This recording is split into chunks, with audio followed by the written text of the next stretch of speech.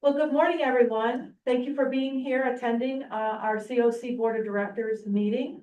And welcome. We're into September, so kind of back into the groove of a school year. As a former teacher, that always strikes me as time to refresh and start new. We're also we're in the peak of hurricane season, so we'll keep our fingers crossed that all goes well this year. We're going to start the meeting by, as we always do, going over our mission and vision and our priority populations and interventions. This is the why of why we are here and the importance of this work. So it's on your agenda board packet. It's always at the beginning. And so our mission is to coordinate all community partners, which is why we need everyone here and participating. Systems and resources available with the goal of helping individuals and families to prevent, divert, and end homelessness in Pinellas County. And certainly we want to make it rare, brief, and a one-time experience.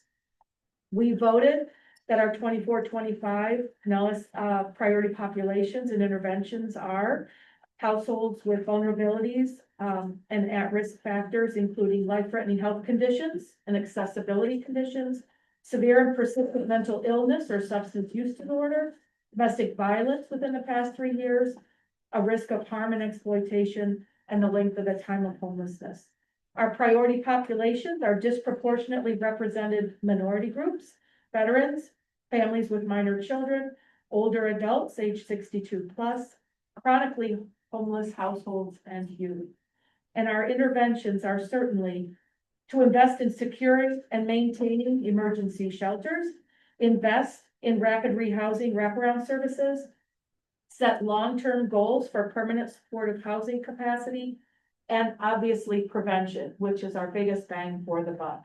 And really that's why we have, key funders, elected officials here for those, when it says invest, that's your voice and your ability to impact that as part of our interventions. We will, before we do roll call, we have some point in time champion awards and recognitions that we'd like to share with you all. So as you know, our point in time count happens in, I think it's the last Thursday in January of this year, and Pinellas County conducts that PIT count every year. We're only required to do it every other year, but certainly we're invested in preventing and reducing homelessness, and we do a every year count. We also, the county, Pinellas County, goes above and beyond in producing that pretty impressive, very impressive PIT report that incorporates other data throughout the county in order to give us a real robust and full view that we can of homelessness in our county. So the 2025 PIT Planning Committee unanimously voted to honor for the PIT Champion Award our own Kevin Marone, who is CEO of Bully Centers, with the PIT Champion Award. This award is given to a member of the CoC or HLA Board of Directors who has demonstrated consistent dedication to the Pinellas point in time count.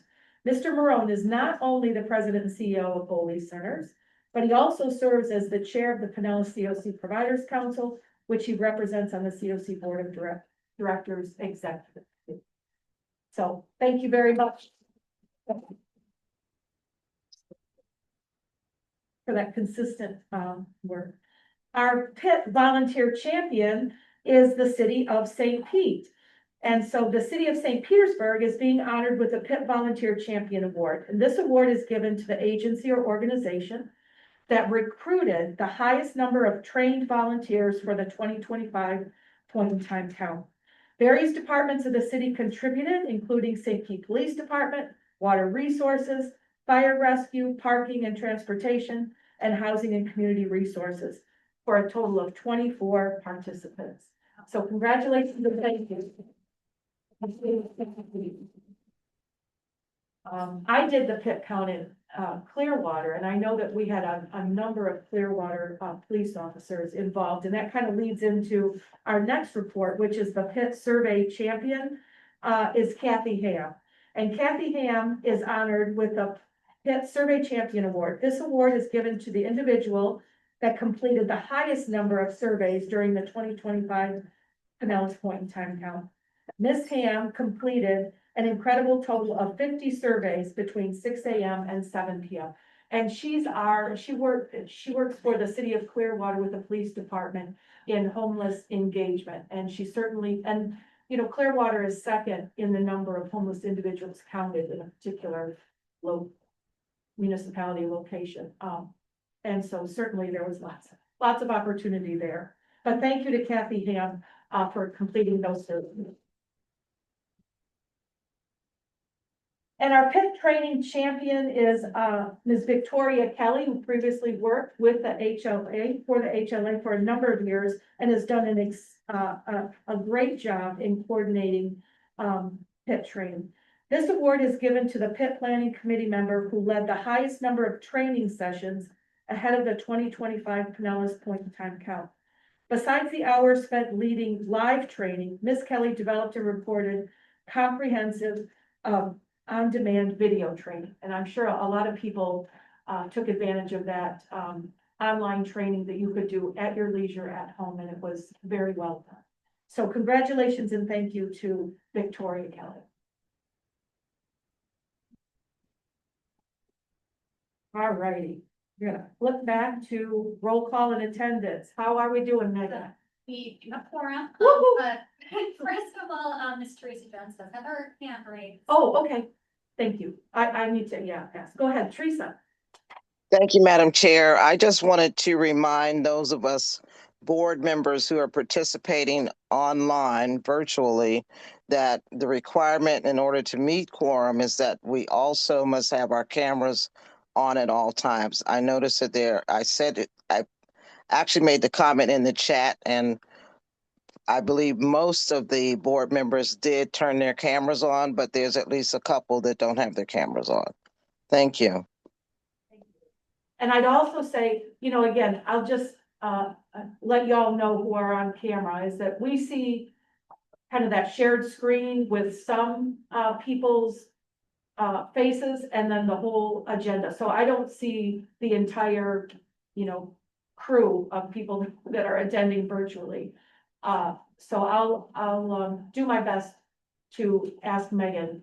And also please do use, when we vote, please use that vote option at the bottom of the screen to vote yes or no when we have agenda items to be voted on. Okay, want to do roll call attendance, Megan? Sure. There's a question. Oh, there's a question. Oh, thanks, Kevin. It's just more of a comment or recommendation as it relates to engagement with our online. If it's possible during moments of the meeting where visual display isn't necessary, if we could expand the camera view so that, especially during discussion, I think it's really helpful. I know you still might, depending on how many people are on there, you still might be able to see everyone, but it's something I do with some of my hybrid meetings to just have a little bit more engagement and interaction than always just sharing screen of whatever the document is.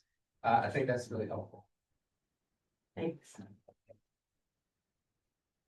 Okay, Yeah, I like that one better. start the roll call. Kathleen Beckman, Here. Councilmember Deborah Sanders. April Lott, Here. Michael Creighton.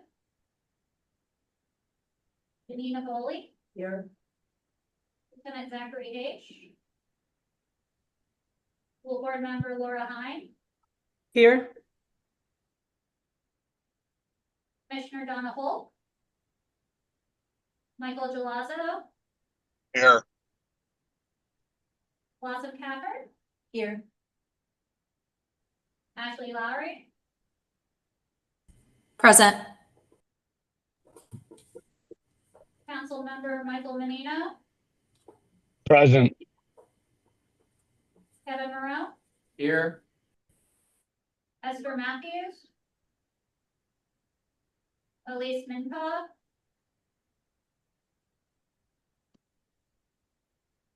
Sandra Newsom. Commissioner Vince Noigi.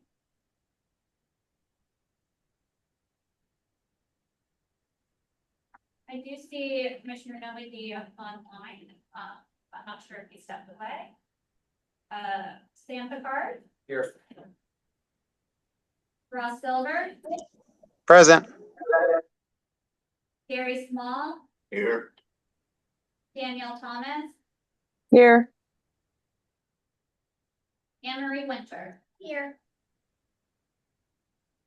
And we have quorum at 15. Thank you.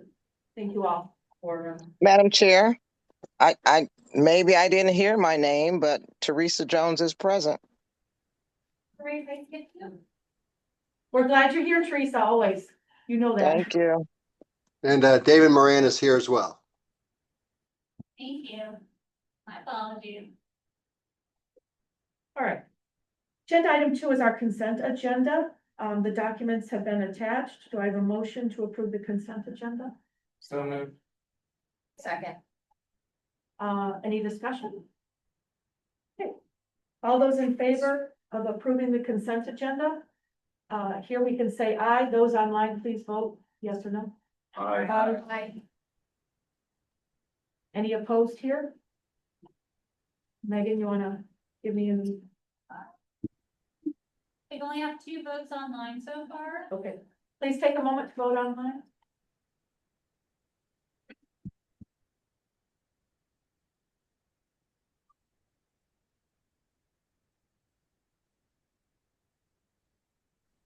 I think it might take some explanation about how to do the voting online. In your reactions area, if you click on reactions, it actually is where you can click the green check for yes, or the red X for no.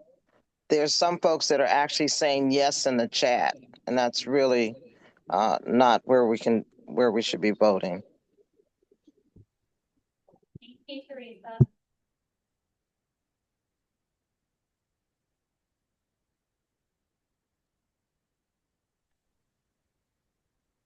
I'd just like to share that I don't see a reactions area. Forgive me for not being a Zoom expert, but if somebody wants to show me where that is, I'm happy to do that. Usually at the bottom, under Raise reactions, your and hand. there's a Yeah. yellow or a green check mark or a red check mark, Laura. I don't have it. You can just do it verbally or in the chat if you need to. Okay, thank you. Laura, you may need to hover over the bottom of your screen in order to see the choices down there. I see participants, chat, Yes. share, And AI react. companion, apps, and more. And under more, there's captions, record, Q&A, notes, whiteboard, and reset to default. Right next to chat, is there a react?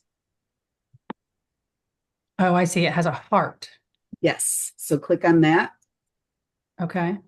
and then you can pick your reaction. What What would be appropriate? A thumbs up? Is that what we're doing to vote? it would be the green check mark. A green check mark. Okay, thank you very much. Absolutely. Glad to help. Thanks for all that teamwork. Okay, agenda item 3 is our governing and supplemental document revisions. The advocacy committee has developed their charter and have some descriptions of what members are, and responsibilities and all that stuff. So it's attached. Do I have a motion to approve that draft advocacy committee charter? Motion to approve. Motion. A second. Thank you, Gary. Motion and second. Any discussion or comments? Yeah. Yeah. So, It seemed to me that on page 4, decision-making requires live conversation and active participation from all parties. Decisions may also be made by electronic means, including but not limited to email. That seems like contradictory. Because if you're saying it require, I think if you said it requires active participation from all parties, electronic communication like email would be appropriate. But if you're saying it requires live conversation, I don't think email is live conversation. It's asynchronous. Okay. I was thinking maybe, if I recall from our discussion, Emery, you can chime in, it's about voting for things, right? Exactly. Right. Because we can vote via email, you know, through the, on our CoC. Yeah, and I think that makes sense. But Do you want to propose a wording change? yeah, I mean, I think the wording change I would suggest would be removing the phrase live conversation and Okay. also removing the phrase, the word also from the next sentence. So it would read, decision-making during meetings requires active participation from all parties. Decisions may be made by electronic methods, including but not limited to. I'll accept that friendly amendment. I will too. Any discussion on Sam's recommendation? Okay, so do I have an emotion to approve the advocacy committee charter with that friendly amendment? So I've already done a motion, Oh. right? And it's already been seconded, so I think it's We- me that has to accept the friendly amendment, and so I do. And then you would as well. Seconded. Okay. Okay, all right, thank you. Any further discussion? Thank you, Sam. Sure. Let's take a vote that. All those in favor of approving the advocacy committee charter with that friendly amendment, say aye. Aye. Aye. Aye. Any Aye. opposed?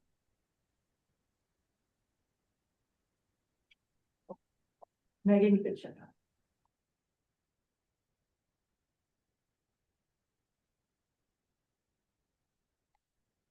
How would you want to encourage people to become members?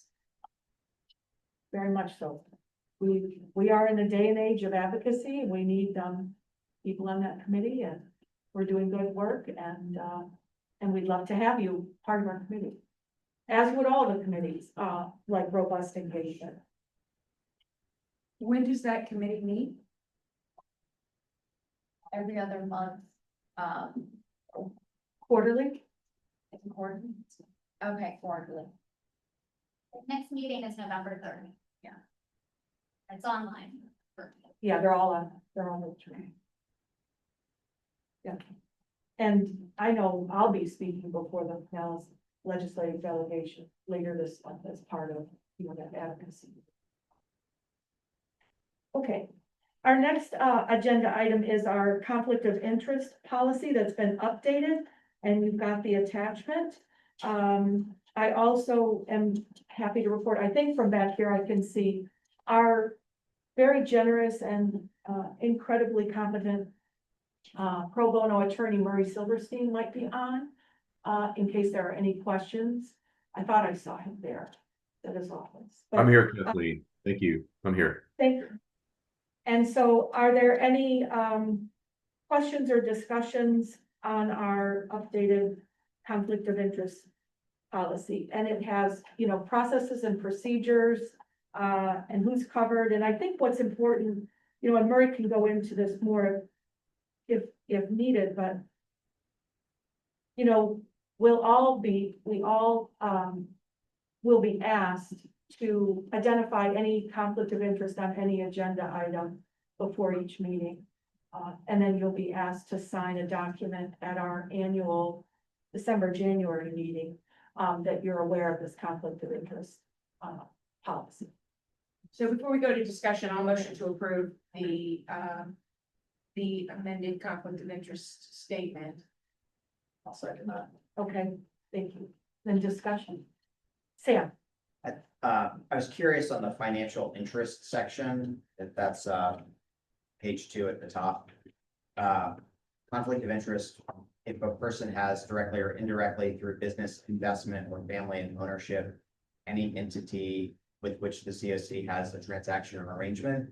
I want, you know, this is very petty, but I think technically, if you have a retirement account and you invest in mutual funds, you probably own tech stock in a very indirect way. And we buy tech services from vendors. So technically that would be a conflict of interest. I don't know if it makes sense to have anything that excludes that. I don't know how to manage that.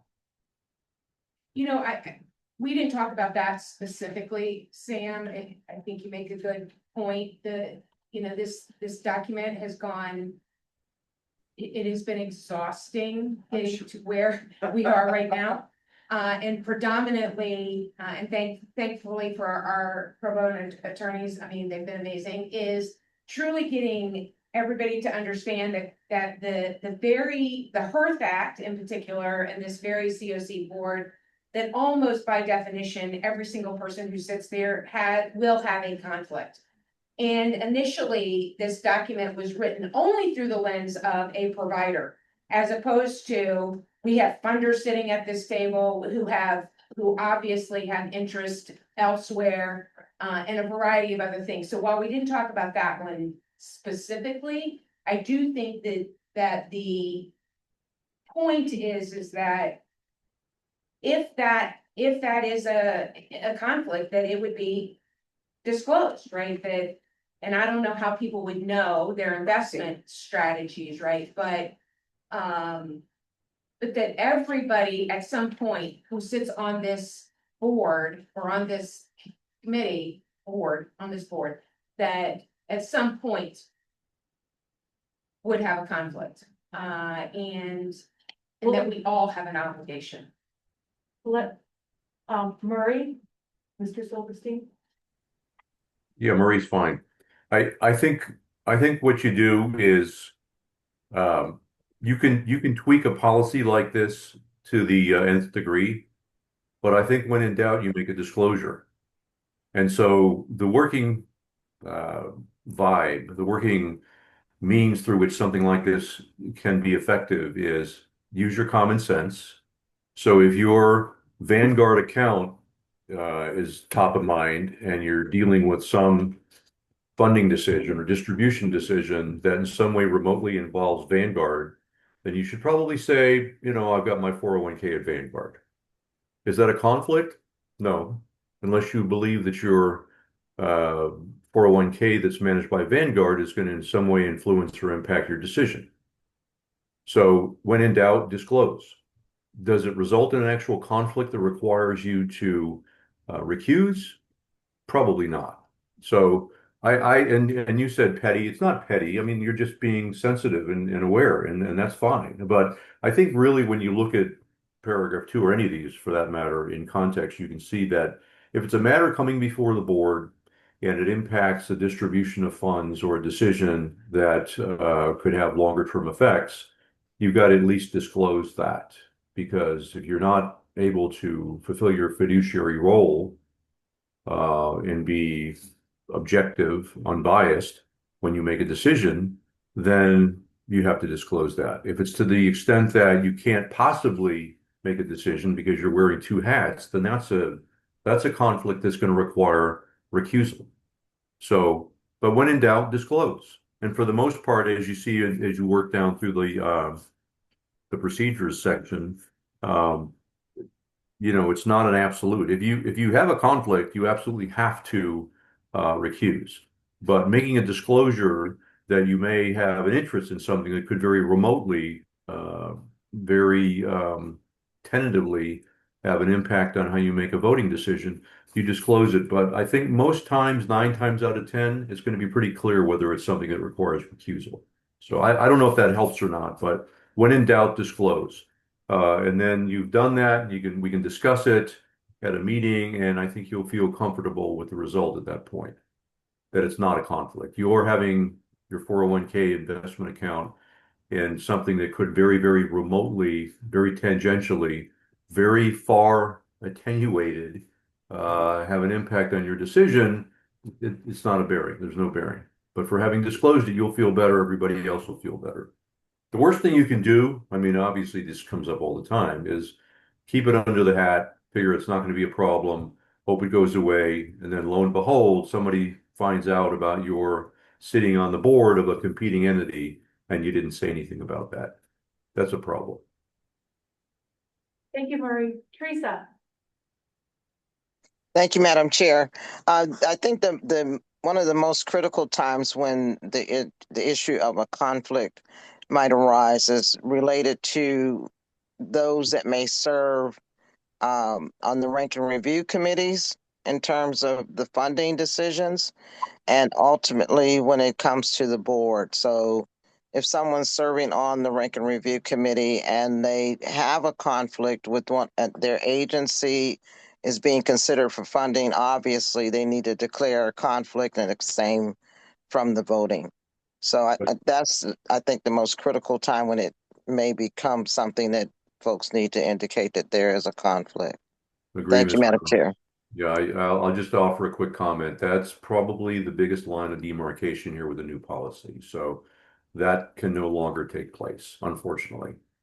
So if you're a recipient making an application to the funder, HLA, CoC, you can't advocate before rank and review anymore if you're on the board. You'll have to get somebody else to do it.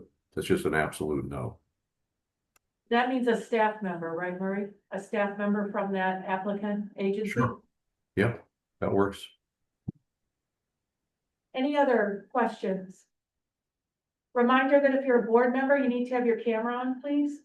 Go ahead. Yeah, I have a question about the last page, the compensation, the C. It was a little confusing to me, but I'm not quite sure if it's just because it's worded in a legal terms and I'm not quite understanding it. I'm not quite sure what the intent there is. On the very last page. On the last page, Article 7, compensation C. Okay. Marie, can you help clarify that? Yeah, let me try. Let me take another look.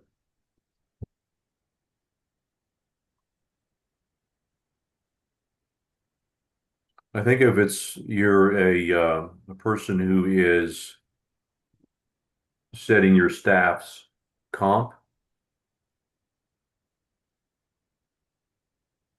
or if it's I'm not sure. Let me read it again here. No voting member of the CoC whose jurisdiction includes compensation and who receives compensation directly or indirectly from the CoC, directly or individually or collectively, is prohibited from providing information.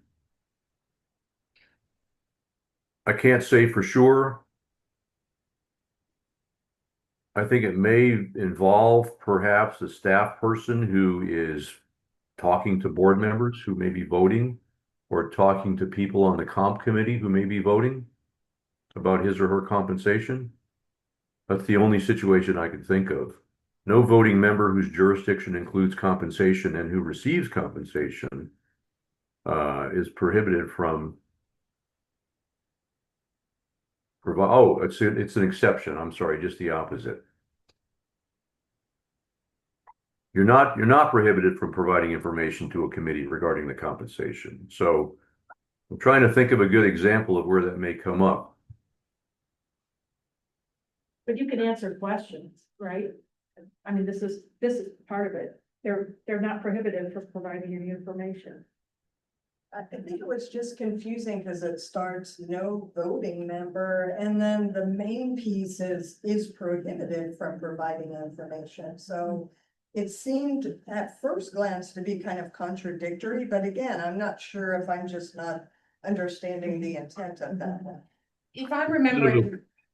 this Yeah, one- bad grammar, it's like a double negative. No person is prohibited, basically is what it's saying. You're not prohibited just because you receive compensation. You're not prohibited from providing any information to a committee member regarding your compensation. So it could have been worded better. Grant you, when the lawyers get involved in helping tweak this kind of language, we don't rewrite it as whole cloth. We take templates and modify, edit, correct, simple. The whole objective here for our team was to simplify this. Got a little bit out of hand with some of the prior drafts who you all have seen. Hopefully you agree. This is a little bit more pared down, a little bit more manageable to read through. But if that causes anybody heartburn, Article 7, Subpart C, because of the verbiage, we could certainly make it simpler. But it just says you're not prohibited from talking about your compensation under these circumstances. It doesn't give me heartburn, and I'll tell you why. I think this also includes, for example, as you know, this board does not set the compensation for the staff of the HLA. Where this could potentially come in is for funded agencies through the CoC, any part of those funds going to the compensation of a staff or a team member. But again, we don't get into, it doesn't give me heartburn because we don't get into determining other agencies' compensation structure. I can't see this. I mean, I think it's probably prudent to have it, but we don't actually do this where we set and have discussions about other agencies' compensation structures. And we also don't currently participate in the compensation structure of the HLA staff members. And so for those two reasons, it doesn't give me heartburn. I mean, perhaps there could come a time that somebody from this board is sitting on the HLA board of directors and may participate somehow, but they, you know, anyway, I think it's prudent to have, but I don't think it's gonna be one that we have to turn to on a regular basis, if ever.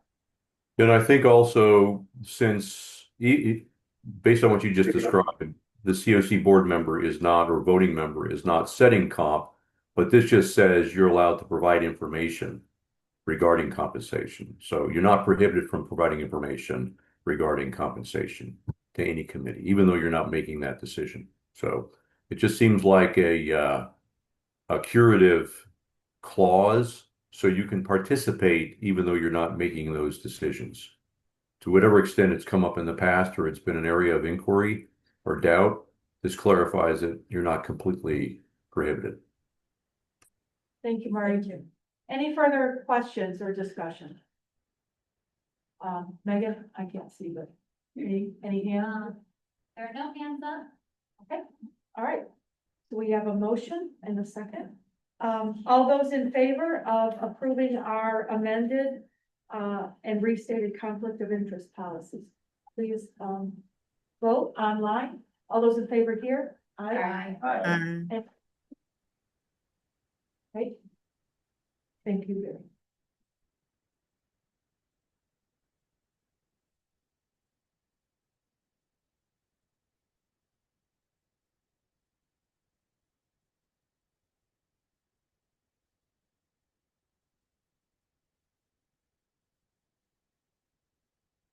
All good with the voting, Meg? Yes. Okay, thank you. Our next item is, I just wanted to give an update on board insurance and then we can, and Murray can get back to his schedule. But our attorney, Murray, has suggested that we investigate getting board of directors and officers insurance. And I've been reaching out to some local carriers to try to get a quote, some information, they've needed some information about when was the CoC established and is it a 401 or 501c3 or all that stuff. It can be a little complex about when it really originated and then if we had the HLA break off, but we are in the process of learning more about that and getting quotes. I know, Murray, there were a couple of agencies. Did you happen to get in contact with Gloria's agency? Did she reach back out to you at all? Not yet. All right, so we are still. Not yet. There was a couple of other questions about it, but I'm confident we're going to learn more.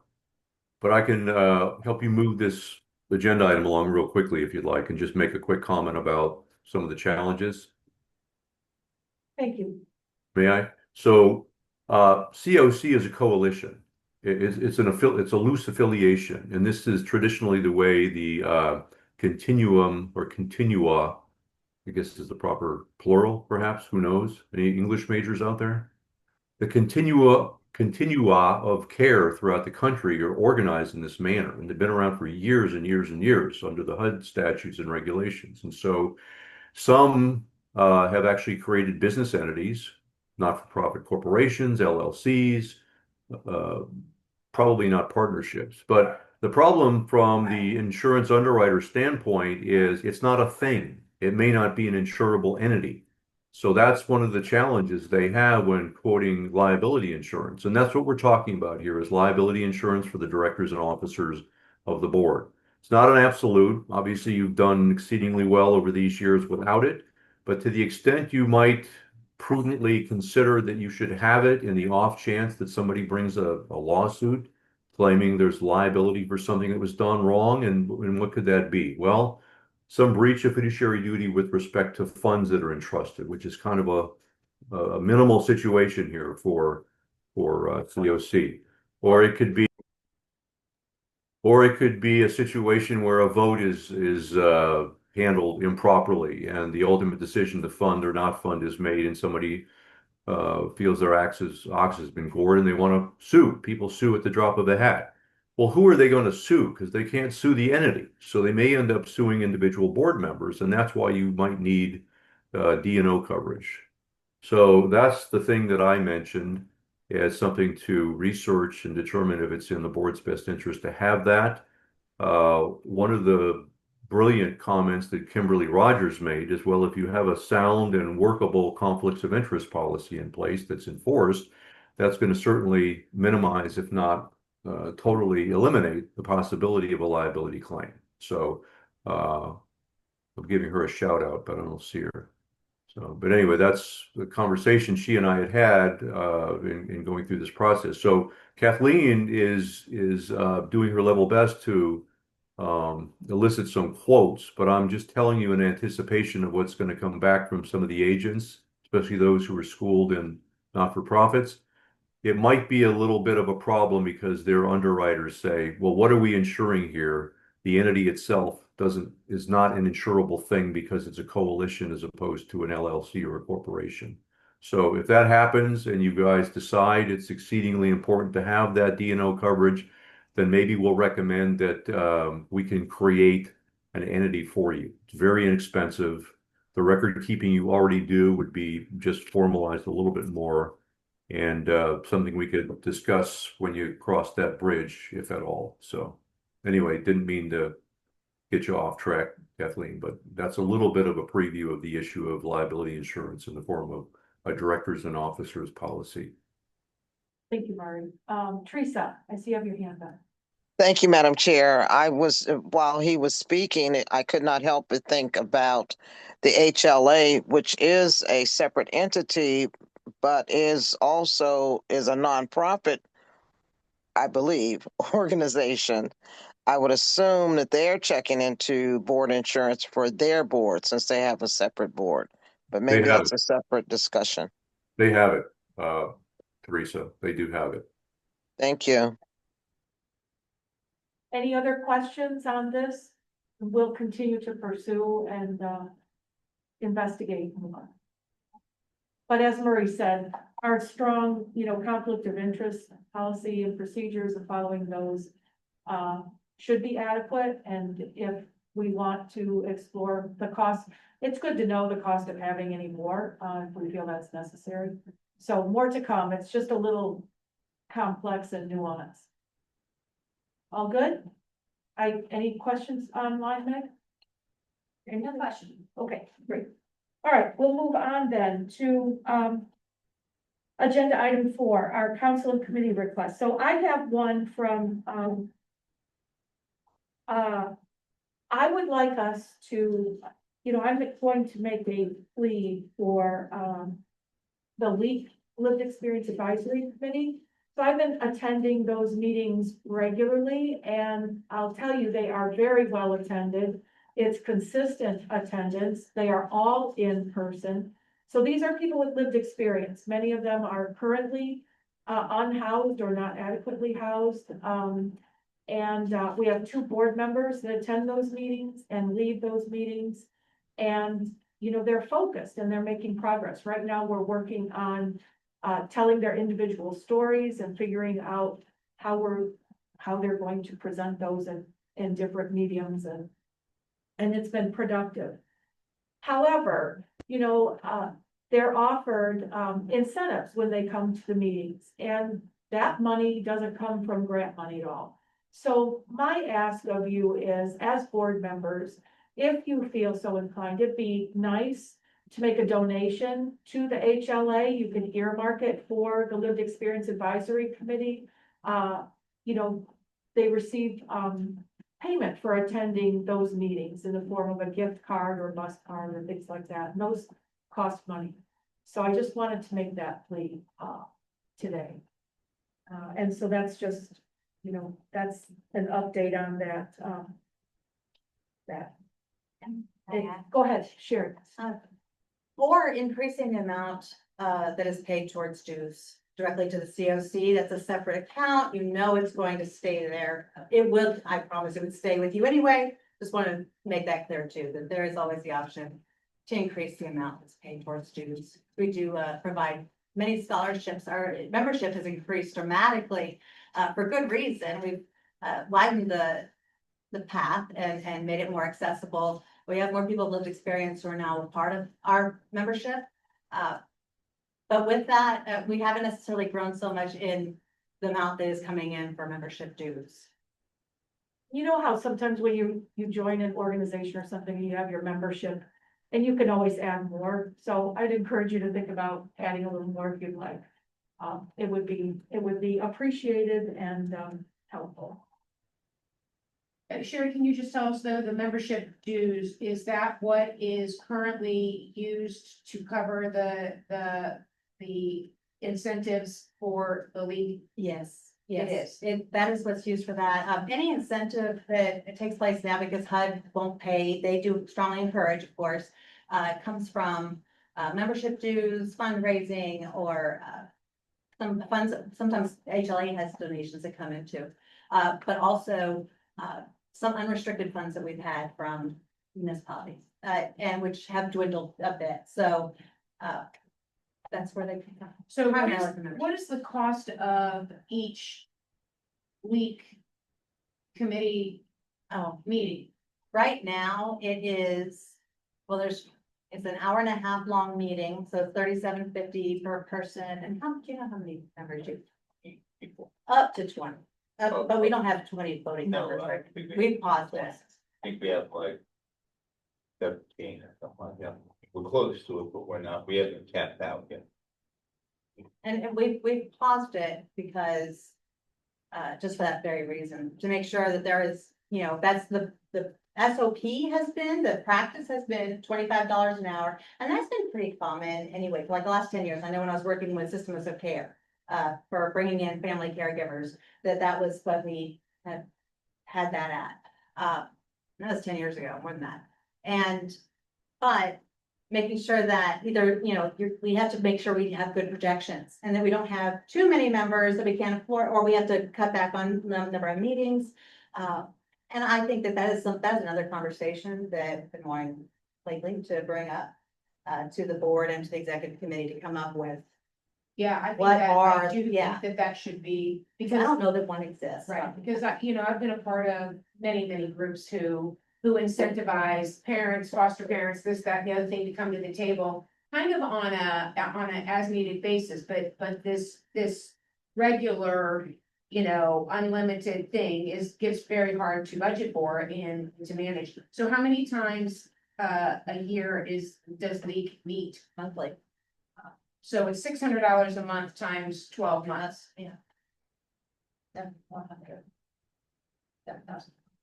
Yeah, I mean, I just think that a call for a donation is probably not gonna meet this need, right? Like, Appeal. Right. I don't know if you do online appeals or mail outs, but because I was thinking, okay, I can send $100, but Right. it's good to know that, there would need to be. so I do think we should look at I think we need to put that on the agenda for a policy development and review and. But ultimately, it's the HLA's, you know, decision Right, about true, good point. about the funding allocation. So, Oh, well, how membership Yeah. dues are used, I mean, that would be the CoC should make that. We are the We stewards.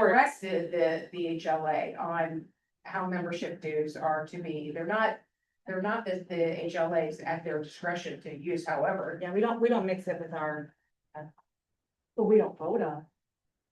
we have historically, we have previously voted how On the that budget. COC membership dues, right? You know, what they. The parameters. Yes. But we don't micromanage.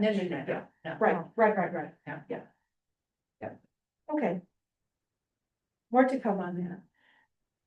All right, we have, agenda item number 5, we have funding and legislative updates. I'm gonna turn this over to, Sherry. Sure. So, the Florida Coalition and Homelessness, they had their 2026 membership meeting, and we're all members across the state got together and voted on their priorities for this next season. And so they voted, I know Kevin was there, we had some staff as well, and he was participating. But they voted to maintain recurring funding for the CoC staffing grant. So those are funds that help pay for things that HUD and others do not, around staffing for the CoCs. The challenge grant to maintain and that recurring funding at its current levels, which is about $20 million statewide. And then also to bring back challenge unsheltered, which was non-recurring last year, was $10 million statewide. We've learned right now, DCF is talking about sending any carry forward that was unspent last year into this coming year. We don't have any information on that yet. Same with challenge grant that is recurring. But the request is to make that 10 million non-recurring, combine it with the regular challenge grant so that we can work on unsheltered homelessness and really increase our capacity there. The fourth thing was affordable housing trust funds, appropriate all available affordable housing trust funds for the intended purposes, so ship and sale. Where are you, Darryl? Daryl's over here. Okay, there you go. And CoC lead agency data sharing and discharge planning. It's basically a call to make sure, we have like the managing entity, we have CoCs, we have healthcare, we have all these various entities that serve the same population to work better at being better partners with data sharing. Okay, very good. So those are the 5 areas that they voted on. And legislative delegation, you mentioned that earlier, that's going to be September 24th. Now she got in, I put in my speaker request too, and we'll see how that goes, but definitely going to be there. It's going to be at this St. Pete College, Clearwater campus, the auditorium, and on September 24th from 9 to noon. And that is an opportunity. You have to put in a speaker request in order to attend.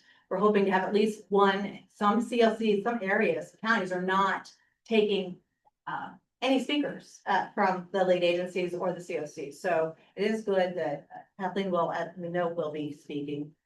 But that is an opportunity to talk about what's happening on the ground and to have that time with our legislative delegation at one place, in one place. And then the NOFO, so we'll talk about funding. Is there anything else around? Oh, no, I see. Sorry, the federal executive order. Mm-hmm. That was I think I just, wanted to forget that. Let's just gloss it. That didn't happen. So the federal executive order, ending crime and disorder on America's streets. We've had lots of conversations around this. I strongly encourage everyone. There's a link to that executive order in your agenda packet to actually read it. We can get news from all different sources. It's best to go to the primary source. It's like 1.5 pages. Read through it. And then also I would encourage you to look at Cicero Institute, which is where mirrors a lot of the language in that executive order and also has sample legislation for states. So that's something that I know I'm looking at, and some others are as well. And just seeing, kind of like trying to read the tea leaves here a bit. But it is does anybody want to talk about that? I don't know about it, but I do want to ask a question about the potential impact you think that will have as Congress now is negotiating the budget. The House bill had so many cuts, and I don't know specifically what it had related to the funding that the COCs receive. And I know the Senate is a little bit more restrained in what they want to cut. But I imagine that you're following that, and Yes. do you see the impact of the executive order on those budget negotiations? Not yet. In fact, I've seen, I mean, the review, because honestly, the Senate has increased some areas. Right. Funding. Right. And the House kind of went in a direction that I wasn't expecting at all. So far, a lot of things are holding steady, or, yeah, but it's mixed. Yeah, so like with CDBG and home too, there's more support for CDBG in House and Senate. Home is the one that is on the line, which is also used for a lot of down-payment programs and family mental health. But also in the executive order, it seemed to allude that they would potentially put more funding toward addressing homelessness and substance abuse treatment, mental health treatment, but more in a more institutionalized mechanism. And so we haven't seen if additional funding is coming out, what that looks like, but it did impact like having to think out how the first references. Ellen and I were talking about earlier, you know, we just use word low barrier most likely in our contracts, but a lot of that language is going to have to know about housing first with our federal money. Okay. Any comments or questions from those virtually attending? Anything, Meg? All good here? Okay. We're also keeping an eye on the Road Act. That's something that's out as well, just to look it over, but we'll keep you up to date if we hear anything, for sure. But that's one that's out there too. And it talks about the opportunity zones and increasing rental assistance and supporting not manufactured homes, but I can't think of the word, such that modular homes and other, it's kind of like taking away some restrictions around access to housing. So we're looking at that as well. We had, there's a call for people to sit on a review and rank committee. So if you'd like to do that, I'll reach out to members of the HLA staff, either Megan or Sherry, if you'd like to participate in that. That would be greatly appreciated.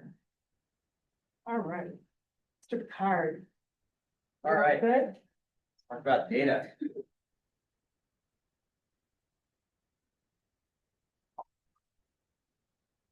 you have a presentation that's gonna pop up? I do. Oh, I figured, that's all, yeah. So agenda item 6, data presentation from our stellar board member, Sam Picard. Well, thanks for the opportunity. We're looking at third quarter data. So this is one slide forward, 2 slides forward, 2 actually. Thank you. So we're going to look briefly at, and I probably say this every time we talk about data, but I really commend to you the 2 dashboards that are online at the Pinellas, the CoC website under the HMIS tab. They are really interesting. And what's fun is you can play around with the filters and look at project types. And for me anyway, that's how I understand how the data actually works. Whatever we present here gives you some context of it, but when you really get your hands on it yourself, which we really do, our great HMIS team does, so that we have transparency and the community can get a sense for how homelessness works in our community. That's really helpful and will build your understanding. So I just commend that to your attention. There are 2 different dashboards there. They're both excellent and really worth your time. So let's take a look at demographics. Honestly, nothing's really changed here.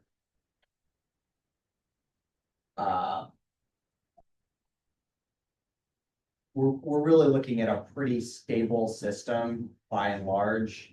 The overall context, you can see here that in our system, most of our folks are either Black or white. And in a county that is 11% African-American, 40% of people experiencing homelessness are African-American. So we follow the data. That's an area of particular concern. We're not going to do it here, but if you look specifically at project types, those disparities show up in really interesting ways. So for instance, if we look at families with children, that is a 67% African American. So the disparities are really stark there. On the other hand, if we look at the population served by our street outreach teams, those are more 60 or 70% white. Similarly, our safe havens and emergency shelters a little more even. So it's just very interesting. Looking at age and gender, I think if you look around, yeah, please, Ava. Question. Absolutely.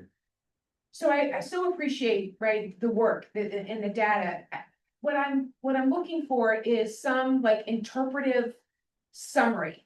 Like, so when you, the data points that you just gave us, right? Like, we should all be gasping in alarm, right? Not just moving on. Right. I'm just not moving on. Like, we should sit for a minute with what you just said. And then my brain starts to be like, what does this mean? What does it mean? So what does it mean? What does it mean? What is the interpretation of what you just told us? So what it means is a couple of things. April, I think you're exactly right. We should be gasping in alarm. And I also think it's telling us the same thing that the data has been telling us since we did the equity study before the pandemic, and since we've had multiple different interventions to address these issues. And it's telling us the same thing that PIT data tells us, that there is a huge amount of disparities in our system. What's difficult and what I can't really give you much leverage to interpret, I wish I could, is what does it say about how our system is addressing those disparities? And I would say two big things. Like the way I look at this data from a big picture lens is that we effectively have 3 different systems of care within our continuum of care. We have a system that takes care of single people experiencing homelessness. That's especially our street outreach. The street outreach, of course, sees families as well. Street outreach, emergency shelter, safe haven. Those are all sort of overrepresented on single adults. Those populations skew older and with more disabilities. That population, and that especially includes the chronically homeless population. That population is whiter than the homeless population at large. There's a second system of care that really addresses families with children. We have consistently prioritized families with children. As a CoC, that's an intentional decision that we've made because we know that experiencing homelessness and having that not addressed in younger years has a devastating impact on long-term outcomes for kids in their later life. It doesn't mean singles aren't important. Singles certainly are, but kids and families have historically been especially important. That's represented in how we fund and prioritize interventions like rapid rehousing. Rapid rehousing is our 3rd biggest intervention in terms of people served in it. We don't see, and that serves particularly families. So I would say because of that prioritization decision, and because African-American families are so disproportionately homeless in our community, that decision is actually a pro-equity decision on our CoC. It's not a racially informed decision, but it does have an impact of reducing disparities because it disproportionately serves families. Those families are disproportionately Black. So that's a pro-equity decision that we've made. The third system of care that we have is for veterans. Veterans are sort of a different subpopulation. There are families that are veteran head of household. Mostly those are single adults though, or couples. And because as a nation, we have always felt like it is a particular shame to have homeless veterans who have served our country in that way. We have invested resources to serve the veteran population that don't exist to serve other populations. As a result, that system of care is more effective at housing people. So we house a lot of veterans. If you're thinking about housing single adults, if they aren't veterans, they're waiting a long, long, long time to be housed. If they're veterans, there's some pretty efficient pathways to do that. The veteran population is disproportionately white. And so in some ways that is an anti-equity decision that we've made. I don't really love framing it that way, but that means that that those veteran interventions disproportionately serve white people who are experiencing homelessness. So those three components really make a difference, and especially if you look at the project types and how they perform, that those three components are really important, because when you look at the whole system as an aggregate, it doesn't tell you that. So I think that's the big picture. What it tells in terms of how to get the system better is a little bit more ambiguous. You know, we look at a lot of different project types, but the big ones that really drive the data are emergency shelter, that serves a ton of people. Permanent supported housing serves a ton of people. And then rapid rehousing serves a ton of people. Those three things really move all the rest of the data. We look at things like safe haven, it's a very important intervention, and it has a very high success rate, but it doesn't serve as many people at a time, so it doesn't push the whole data set as much. So I think the challenge is we're really lucky to have such great permanent supportive housing here. It's really crucial because, as we'll see later, we have people with very complex needs. Anyone doing hands-on work with the homeless community knows that we have people with very complex needs, and the intervention those people need is permanent supportive housing. And we have a lot of it, but it's also tied up all the time, which is the point of it. The point of it is that it is permanent and that it's supported, which means people stay there and that's a success. But it means there are people who need it, they can't access it because we're talking about a long timeline to get more of it developed. Yeah. Yeah, I just, as a comment to that, as it relates to safe havens, because I just recently pulled data, Dana helped me really at HMIS, specifically on safe haven, because I presented it to city council. And I definitely saw the skew between the veteran safe haven and the South safe haven. When you combine them together, there is a skew, but if you separate out our South County safe haven, which is a non-veteran population, since 2020, we 44.7% of everyone that we've served in that time period was Black and brown. You know, and 37% is 55 and older population. And the only reason I point that up is you're right, it is a small number in comparison to the, you know, we're talking 257 people. But everyone from safe haven go, or most 90% go to permanent supportive housing. So if you're addressing it at safe haven and addressing that disproportion there, then that disproportion is also going to roll to permanent supportive housing and impact the disparities in that space as well. So I think just looking at that, because we look at that kind of stuff all the time, you know, in our outreach efforts to do our best in the small numbers we have to address some of those disparities. But I think we should be looking at that programmatically. That's right. I think one of the other things that we see that I really struggle with, and I hope that the providers and funders can help get some leverage on this too, working with HMIS, is that our data gets really muddy because we have projects that are like specific programs, and then they're also mixed up by, not mixed up, but separated by funding. So I absolutely agree with you, Sam. This has been a point, a main point and a point of like contention for me for so long. That, you know, sometimes like I feel irrational about how much it frustrates. Like, I do think that we need to resolve this issue. Every funding source is not a project.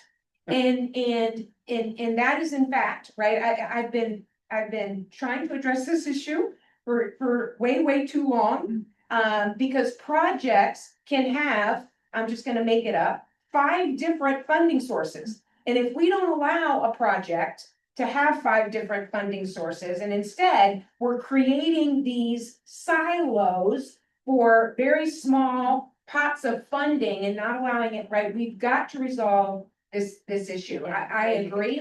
And I think you probably, in your position on data and system performance, could probably help make that happen, because, you know, see, you have my support to do it, and whatever I need to do to lend support to go in that direction, we absolutely have to do that. Arrow and then Megan's probably got something on. Just a question. So thinking about our numbers in the system, I mean, would we also need to look at how many are like, is there a disproportionate number exiting positive outcomes? Because really by the system can't control who enters the system other than eviction prevention. It's really a community thing before people get there, right? Like healthcare, education, housing, that sort of thing. So I'm just curious if there's still the disproportionate data on the positive outcomes, positive exits nonetheless than. It's a great question, Arrow, and it's one that I wrote down to follow up with after the meeting with the team before our next data and system performance meeting, because it may be possible to look at that. I don't know how to do it myself. So I think it's really key because there are a lot of components that we as a CoC cannot address directly. And I think for us to be effective in our mission, we have to have a clear sense of what we can make an impact on and what we can't. National policy, we can't necessarily make an impact on, and sort of like long-standing disparities in our community, we can make a small impact as a CoC, but where we can really make an impact is making sure that how we treat the people in our programs is fair, welcoming, compassionate, trauma-informed, and all of those things, so that we're making the best outcomes that we have with a lens towards fairness throughout what we do. We can control that, but it's not always easy to see what is the data telling us about the context, and what is the data telling us about the system. Yeah. It's hard to sort those two things out. It's really something that I want us to get some traction on, but I struggle with it. It is currently very difficult to show that. Megan. Yes, Teresa Jones has had her hand up a few times, and then Bonnie Smith. Okay, first, Imani, because she's probably gonna bail me out of a hole, and then Teresa, if that's okay. Hi, good morning. Thank you so much. My name is Imani Smith. I'm the manager of HMIS and System Administration. I did just want to come online really quick just to talk quickly about the funding source versus project type.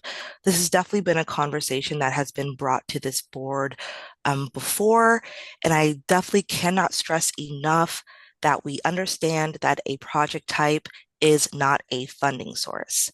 In HMIS, we do give our agencies and providers plenty of agency to tell us how they want their projects in HMIS to be set up. And then based on HUD data standards, based on our other HUD data manuals, based on whatever CoC component or project or funding source they are, we come back to our team. We look at everything that they have in their intake form and what they are requesting. And there we are able to help agencies make decisions as far as reporting and making sure that they are capturing the best data possible for their project. Some providers do prefer to separate it by funding source. That does not mean that that interferes with the project type. However, funding sources and project types are very closely related.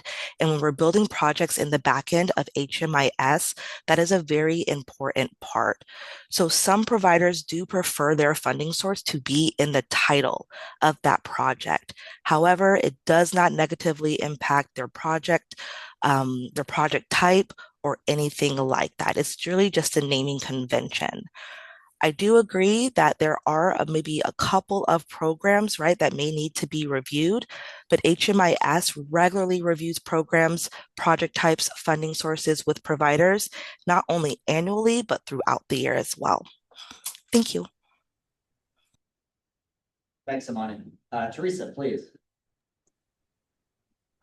I'm going to breathe before I say this. I just want to make a comment. We had the disparity study over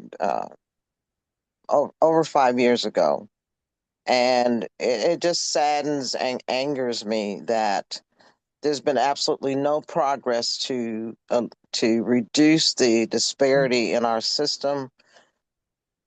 And it's just disturbing. You know, I know what's happening on the political scene, but you know, I'm just I'm not certain exactly uh, what we as a system. I mean, we should all be disturbed. It's not getting better; it's getting worse. If you look at the data, the disparity in terms of uh, reducing homelessness in the African American community in Pinellas County is not getting any better at all. And it really disturbs me that we have more and more families um, who are being impacted by the lack of performance on that we've had as a system. And to have served on the DEI committee for a few years and then to finally recommend that it be dissolved because it was not effective.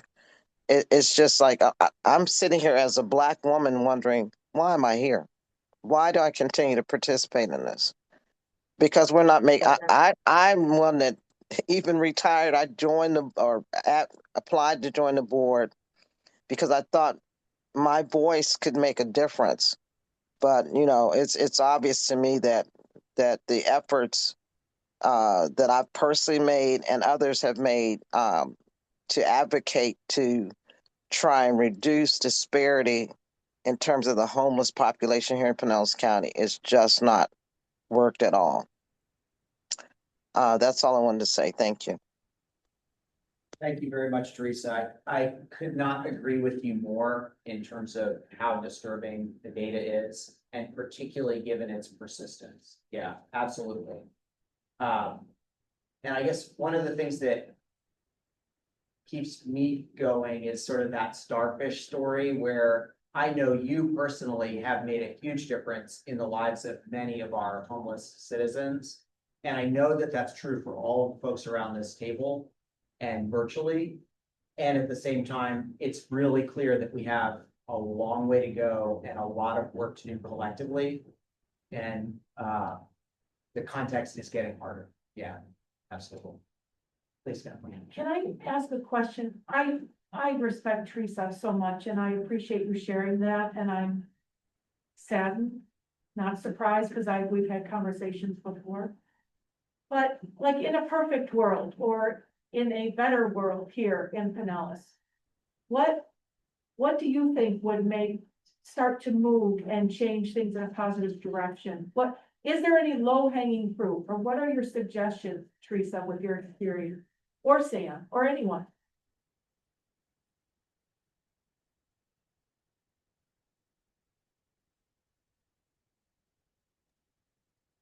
This is what I'm looking for, right? This interpretive summary, like what is it saying? And I've heard Sam say, right, it's hard to pull it apart. What it's saying about generally versus about how we've designed or set up our system. What I know is a couple of years ago, for example, that we did targeted prevention, and targeted prevention was based on a series of zip codes. And those zip codes had been identified by a number of metrics, in particular, zip codes, the highest rates of foreclosures, in particular zip codes, the highest rates of entering the child welfare system by zip code. And so we targeted, right, a handful of zip codes. I think it was the top 5. And you could see a year later, just this incredibly meaningful difference that it made in those particular zip codes, right? It was targeted prevention. That funding was not sustained, and that initiative and targeted prevention went away in those particular zip codes. So again, it's that kind of thing. It's like, what is it telling us about? So as everybody in this room knows, right, families with minor children is of particular interest and concern for me. Has been for as long as I've been sitting here, and trying to get our hands around. So why is it that so many Black and brown families, right, are entering homelessness?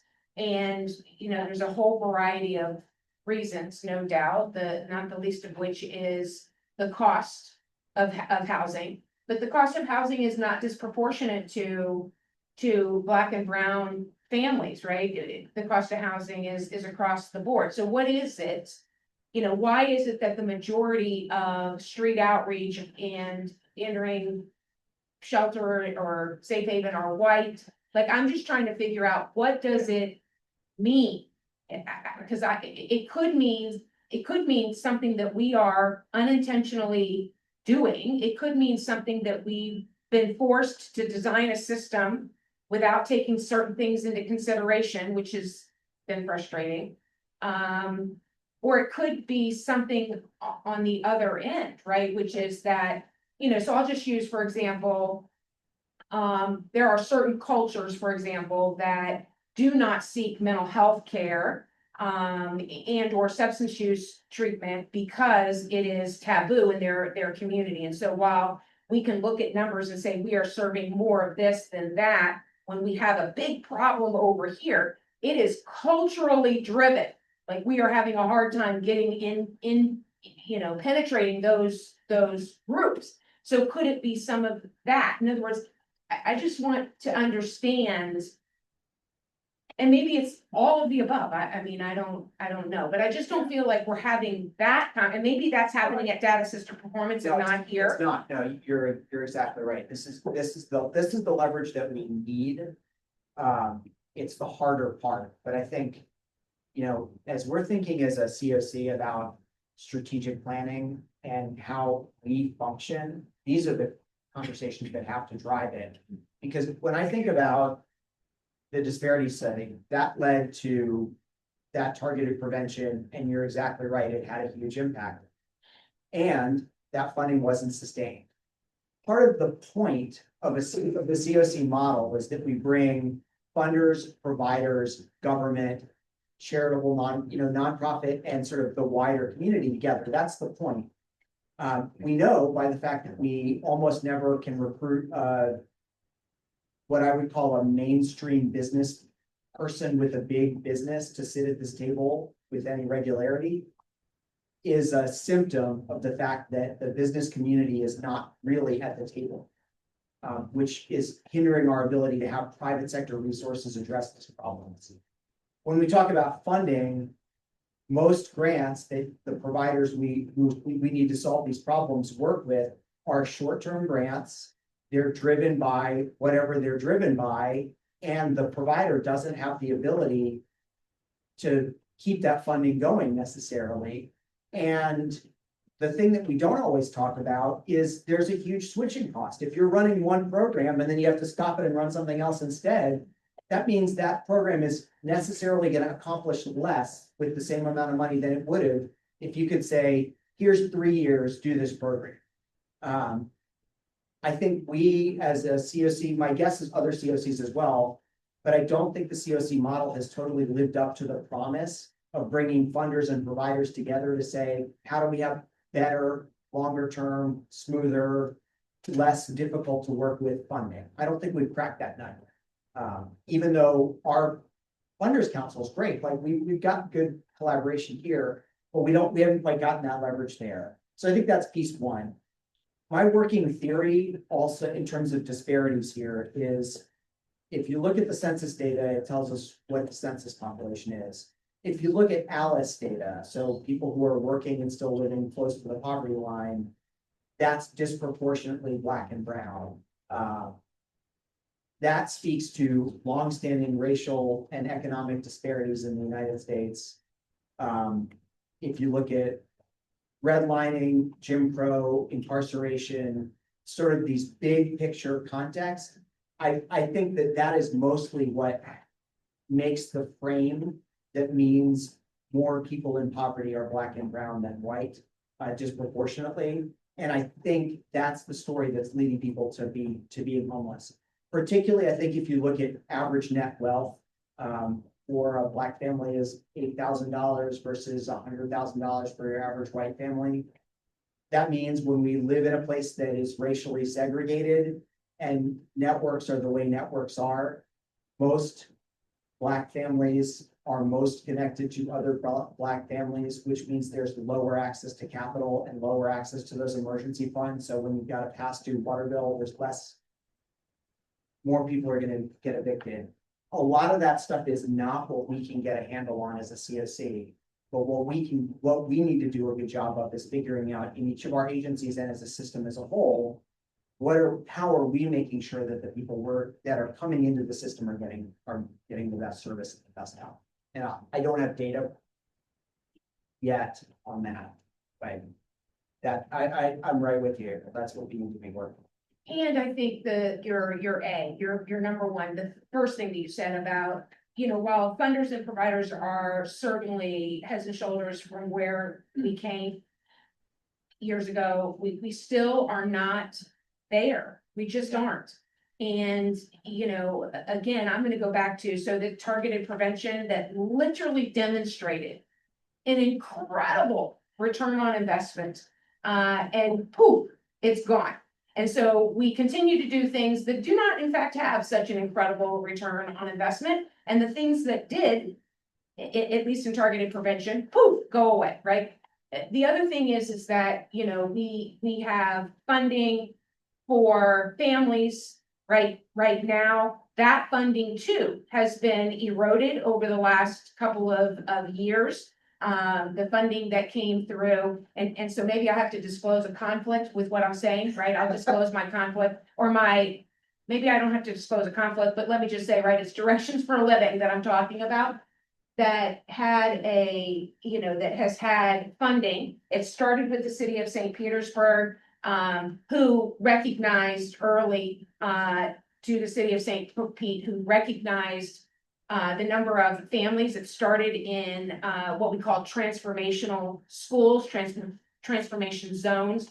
It had tremendous success in reducing the number of families who were either entering homelessness or who were remaining homeless. It then got picked up by the school system. Nonetheless, all that to say, and then it got picked up actually by the Juvenile Welfare Board. All that to say that the funding with the school system has been eliminated. The Juvenile Welfare Board notified me just weeks ago, right, that they're cutting that funding in half by March. That funding is going away. So I'm just saying to everybody out loud, right, that the numbers that we are seeing now are going to get worse because the funding decisions have been made that families, we aren't going to cover them. It's, we can't sit and look at the data, not have interpretive summaries, not understand, and then think, right, that this is somehow a system issue or a provider issue. A system means it is the funders and providers together. And if funders are making decisions that can't be sustained at the provider level, we are going to see it in this data. And then we're going to get alarmed and upset and have stomach aches over it, go home and not be able to sleep. And it's like, so how did we get here? So. Yeah. 100%. Oh, let me just say, the city of St. Petersburg and the city, St. Pete City Council, again, if we could rain confetti for the city of St. Pete, I would rain confetti for the city of St. Pete. I truly would. And their funding has remained constant and consistent relative to families and no longer is it necessarily attached to transformational zones, but really around need. I will just say, however, that funding does continue. But when you braid funding, you get a far bigger reach. So when you take 250,000, 300,000 from the city of St. Pete, combine that with, right, $1 million from the Juvenile Welfare Board, combined with whatever that number 700,000 was from the school system, you now have, right, a $2-3 million program. When this goes away, and you're back down to a $250,000 investment, the numbers have to change, right? And it means the provider agencies are wasting a lot of time, energy, and anxiety. Yes. Trying to make sure you're not laying off excellent staff who know what they're doing. And you're trying to keep staff in a job because the turnover is high at these rates because people are working really hard in very stressful jobs and they're not compensated fairly for it. through no fault of the providers, but because the providers don't have the budget to do it. And then you guys are stuck up at night, wondering how you're gonna pay the staff that you have, and you don't know what the grant cycle is gonna do, and then you've got to start and stop it, and then you've got to waste your time explaining why it doesn't work as well when you have to change it all the time. I mean, it's a system that's designed to get the outcomes it's getting. And It is it's, a system designed to get the outcomes it is getting. That should Yes, be on and what a, your priorities are. that should be Yeah. on a board. yeah, I get it. Michael Delaza has a question online. Hey, Michael. Yeah, I don't have a question. I want to first of all thank Sam for kind of highlighting and really explaining this data. I'm on the Public Safety Coordinating Council and in a subcommittee on data. And Tim Burns and I had a pretty heated discussion recently about looking at the system indicators there too. And what has to come out of this is we can all sort of lament the issues within the system and that, you know, we can be frustrated. We can take some comfort in knowing that it would be a lot worse if we didn't continue to make these efforts. But what has to come from this is that if we have programs that have shown success, we have to be able to take those things that when there are funding cuts, that should drive initiatives that we go to the county commission or city councils for whichever jurisdiction and say, look, this program worked. Here's the data and here's what happens when the money goes away so that we can continue to spearhead the charge to try to fix things. You know, and I would also say to something that Teresa said about the DEI committee. The DEI committee didn't go away because it was ineffective. I believe we changed the name because of the political climate we're in. And we're going to remain in this political climate when you have what I can only describe as the chaotic effect of federal funding, state funding, political initiatives, and then how that dramatically impacts local. And then we have to then try to figure out too, hey, what are we going to do when DOJ comes in and says we have to cut these programs for whatever reasons that are politically driven. And I think that what we have to make sure to do though is that when we have shown success in programs that lost funding, that needs to start driving policy decisions. Let's just say on the county level for the moment, but the county level and local jurisdictions. And if we don't do that, then we're not doing our job. We have to be prepared for the ask and the data that backs up that ask to the funders. Yeah. And the funders here that serve on the board need to take that message back to their peers. Jerry, did you have anything on that? Oh. Anybody online? Cindy does have something that she wrote in the chat. Okay. Cindy, did you want to speak on that? Or I can read it for you as well. Sure. I just wanted, I apologize. You all got off the topic of what Amani was talking about. I wanted to add clarity to that statement as well. Certain providers receive funding that requires us to upload it to a repository such as Sage. So it requires that only that data pertaining to that funding source gets uploaded to the repository. So that's why things have to be separated out, April, for ESG, RUSH, prevention, data, everything. We have it as a separate program and it's a project type, like rapid rehousing, prevention. I'm hoping that this helps clarify a little bit more. There is a reason and a method to the madness behind funding sources and program naming. And that way you can capture just that data that's required to be input into Sage or your funding source. I hope that helps.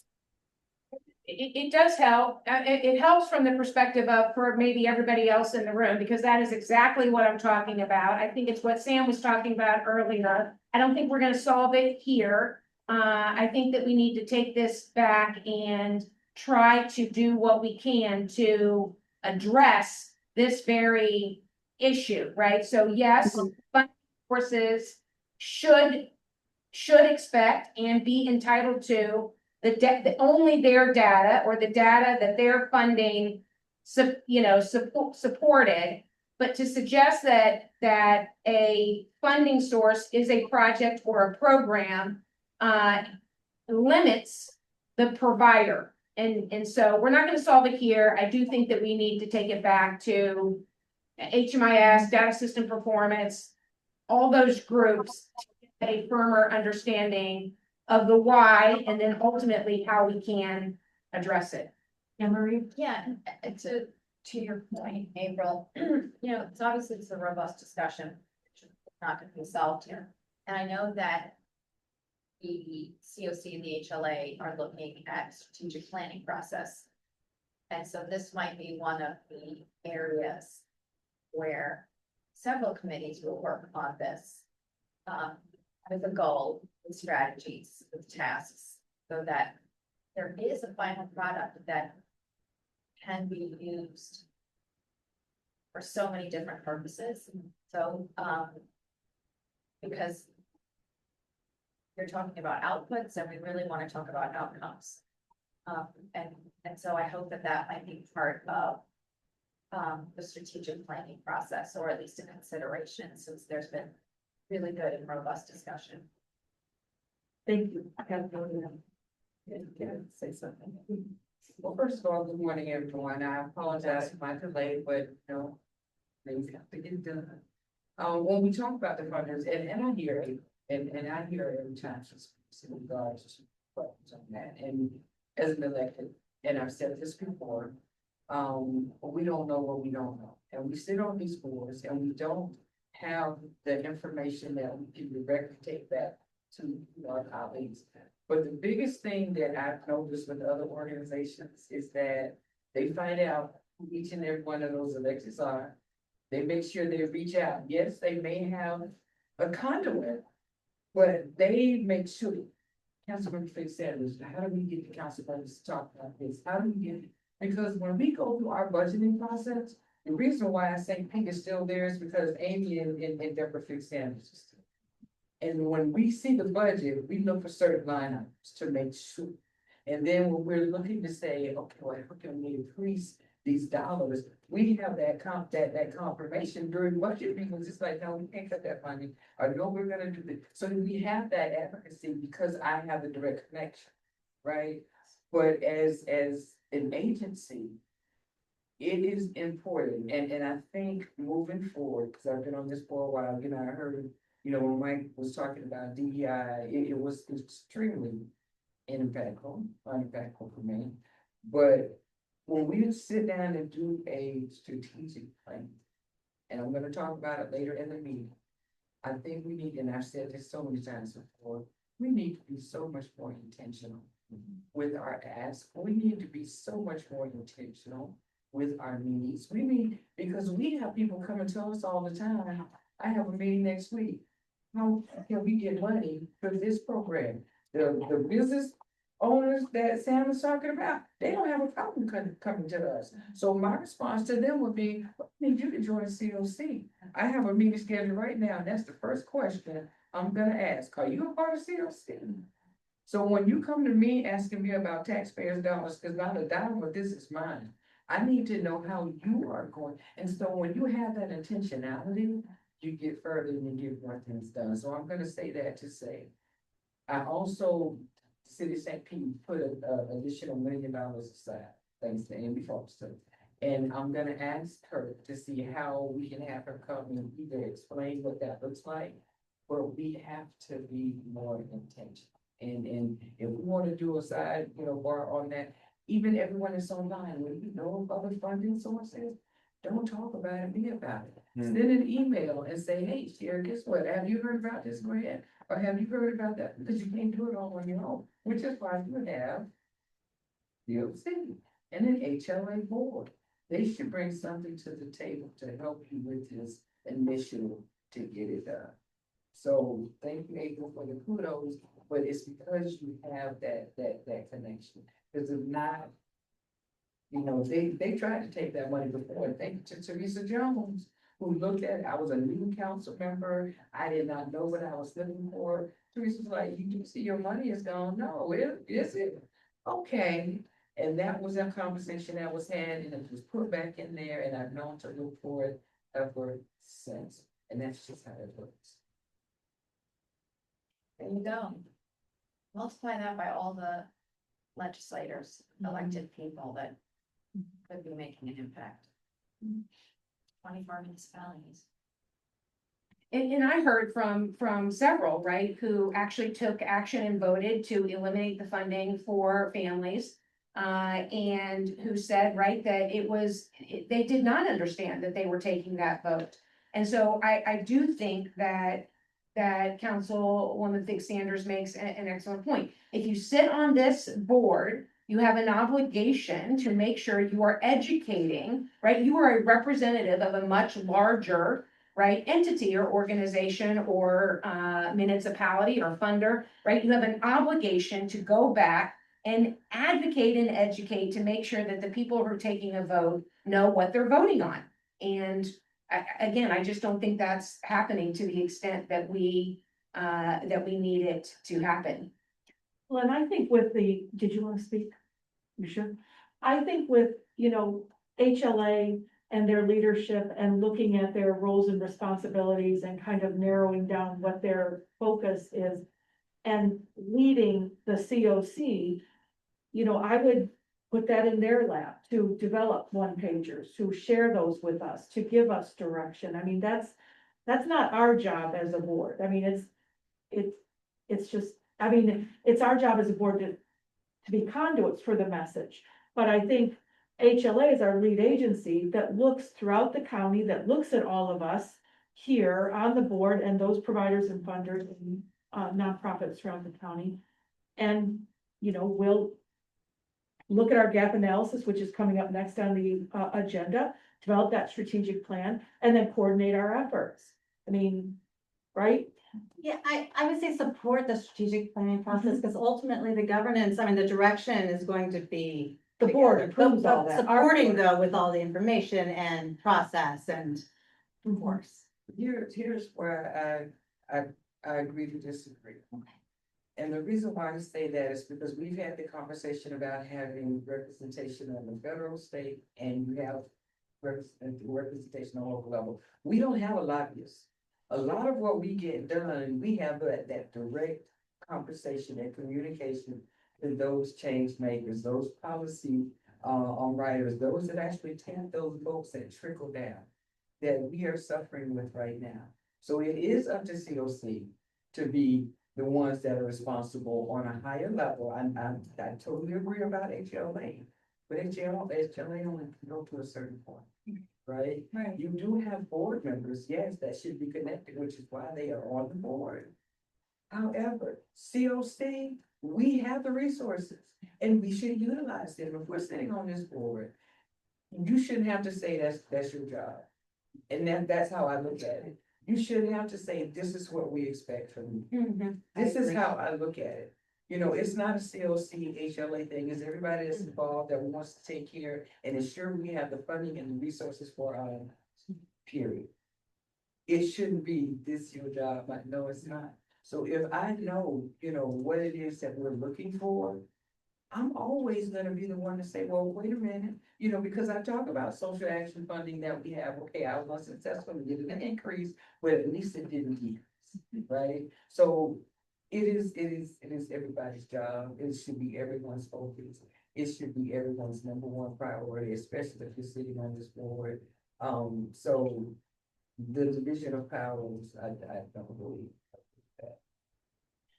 I want to make sure I'm hearing you correctly, because what I was trying to say, sometimes it sounds like the HLA should be responsible for all of it. And I was making sure that it is a shared. It should be. Okay, that's what it really is a shared. We can't create the policy and the direction, but we can support, of course, and have a voice in and provide data expertise, support, of course.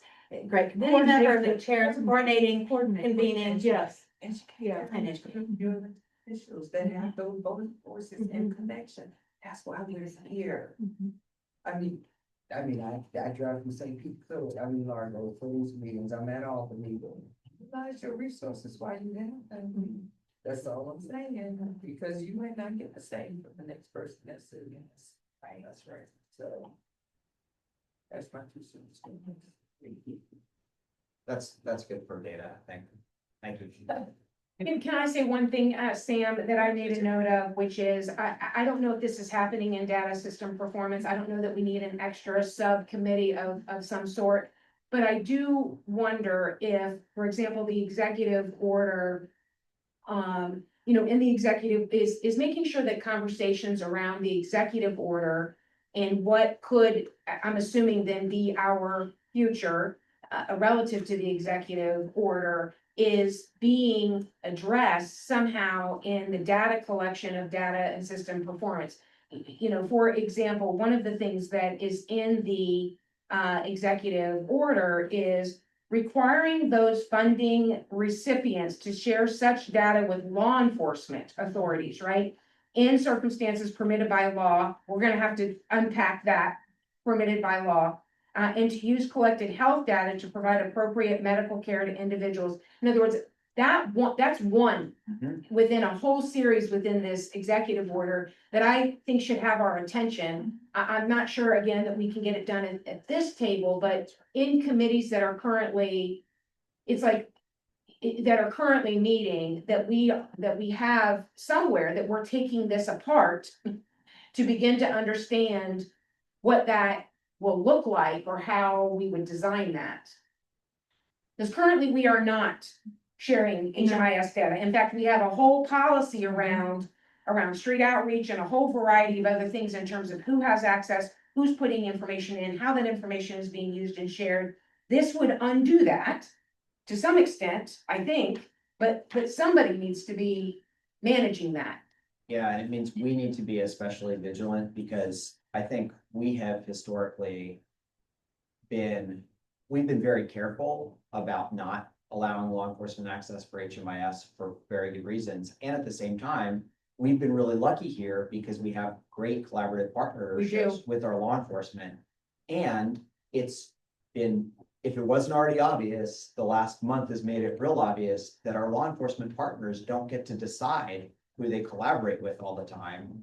And that the data that we might want to share to support our vulnerable neighbors with local supportive law enforcement might very well end up deporting, arresting, detaining our vulnerable neighbors because people who are not our local partners have control over that. So, and we do have to be really careful about that.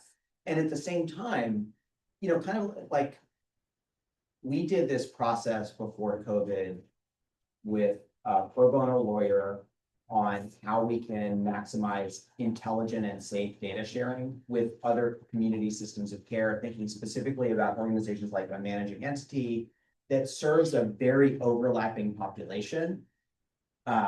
We had a lot of work and time went into that, and we really, as a CoC, didn't do anything with it. Like we should be careful about sharing data, but we should also be sharing data so that we aren't living in silos and minimizing our impact. And we just have to make sure that we're having those conversations in a way that's not paranoid, but is careful, and where we're maximizing the connections while mitigating risks. And we need to be doing that thoughtfully. But you're exactly right, April. That's a good pickup for the committee. And it showed that was at the very bottom end of the executive order and was wasn't mentioned so much, but seeing that HIPAA, all of it. Now it says legally, I was in a meeting last week with I think it's Arrow had sent me some information about this group, and it was about the executive order and how they're responding to it, how counties are responding to it across the country. And the discussion was around well, how do you what are the rules going to look like? What is this going to look like? It's one thing when it's on the executive order, it's another one's actually implemented. And SAMHSA has started putting out stuff. Well, it says legally, so yeah, HIPAA, but still, we don't know. We can't trust that right now, and it's all speculation. And that's my point. And I understand, right, being reserved and or cautious and or not responding because it's all speculative at this point. I tend to take a different approach, which is that, you know, I think that we should be on plan AA at this point. It's like, okay, sure, it's all speculative, but so if worst case scenario, plan A, plan B, plan C, like, I think we should be on AA by now. I'm thinking worst case scenario. And I'm not feeling like we have a plan A. I'm not feeling that we have a plan B. I'm just, that's what I'm saying. And so that work can't be done here, but it has to be done, at least the conversations have to be happening somewhere. I will tell you that it was brought up at providers funders on a virtual. You all know that I'm not a huge fan. I think we should all be, in any case, it was almost like crickets. Like, we're not, if it weren't for Arrow, right? It's almost like because we don't know, because it's all speculative, because it's, we aren't having the conversations about if this were to happen, then what are we doing? Well, you know, we have a lot of, we are a barge, in case everybody doesn't know. We are not as nimble as people want to think we are. We are a barge. If we are gonna turn the barge, right, we're gonna have to have a plan. Because we have a lot of municipalities, a lot of funding sources, a lot of people who operate, in fact, in silos around certain things. And so it just seems to me that we should at least be on D of the list, and I don't feel like we have an A. And some of these things, many of these things should be concerning us greatly. Yeah. And it's interesting. I heard a really good phrase on actually a church webinar saying that the person's sense of executive orders is that sometimes we over comply with them. Because what an executive order has the power to do is direct the agencies of the federal government. It does not have the power to direct me as a nonprofit leader. There are things that are going to impact me and I need to be looking at it, but President Trump does not pay my salary. President Trump does not get to make rules for me with an executive order in that way. And we need to take advice and look at what that executive order tells us is going to happen and be careful about that. But we don't need to do all the stuff that the Department of Health and Human Services might have to do because they do work. So thinking about that is important. And I think the other piece is in the same way that short grant cycles, high turnover, low reimbursement make it hard for providers to work efficiently. A climate of fear makes it hard for us to work efficiently. And I think the fact that we're all worried that somebody's coming for our stuff, and I think rightly worried about that, makes it harder for us to collaborate, harder for us to trust each other, and harder for us to actually have the conversations that we need to have because we're not sure where those conversations are gonna go and who's listening. It's hard. Yeah, Sarah. I was just gonna add, so I'm pretty sure that our HUD agreements on the certification and so forth that our city administration has decided to talk about compliance with some of those executive orders. There's also other ones that were completely rescinded, like for example, environmental reviews had an environmental justice part. That EO has been rescinded. So there are things like that we've seen on our end that, of course, then it filtered to you guys. And if we're using that money for funding. So, and we're in that same type of situation, and the same thing looking at property taxes, and how that reform is gonna affect local governments. And so I think aside from impacts from storm recovery this year on property values, there's also that hesitation on government part too, to commit when we don't know how much cuts could be coming with. Thank you. Okay, so I Denise's iPhone, and then we'll move on to the gap analysis, but whoops. Hi, so this is Sandra Newsom on Denise's iPhone. So sorry, I'm driving, so I didn't have I don't have my phone hooked up, but I wanted to jump in. I do think this discussion is really important because across the state, I think most places are dealing with the unknown and not sure what to do. But I wanted to speak to April's point even though we can all say we're waiting to see what happens, I think now that session hasn't started in Tallahassee, the local reps are here, and I have been finding through my work in the coalition, having those direct one-on-one conversations has been pretty eye-opening on how much information they actually do have about what they're voting for or what they're getting one side of the story. And I think once you start having those conversations with them, it has been really eye-opening for them as well as us as a coalition to think about how we approach this and be very targeted and have those one-on-one conversations, because most people don't want to see the changes that are happening, especially where Florida is one of the leading states across the country that has shown a reduction in homelessness because of housing and because of all the opportunities that the state has worked hard for. And I think when they hear it from that lens, it's like, why do you want to dismantle this? Why do you want to take this all away when you've been doing such a great job being a leader, which has been a message that has been heard. And I think I would be more than willing to go and have conversations with any legislator on behalf of the coalition to support the COC, the local COC, along with providers, because I think that's who they need to hear from. And now's the time before they go back up to Tallahassee. That can be part of our I will tell you, we made an effort this summer to reach out and schedule meetings. It was not that successful, but we will, continue to pursue those. So it was the way we did it, and it was the perfect people that were reaching out. So for example, she already has a direct contact. Yeah, with yeah, them, and so right. I wouldn't say, let's make it a Cold part call. of, let's let it be that. We don't have to wait until the next meeting. Yeah. She can meet, I Yes. can meet. Yes. We have direct contact. We had our legislative update on Thursday. We had every single representative at council committee meeting on Thursday. They were right there kind of, right? So she offered, let's take her up one of our side. Because they started back when session, they're already back up there now, I think. So No, October is the first interim committee meeting. we need to start having those conversations now. Yeah. So, let me know if that's something that you want me to work on, give me her information. And we'll start scheduling some conversations, Sherry, so that we'll go ahead and get that done. Because whatever we're asking for, it needs to happen.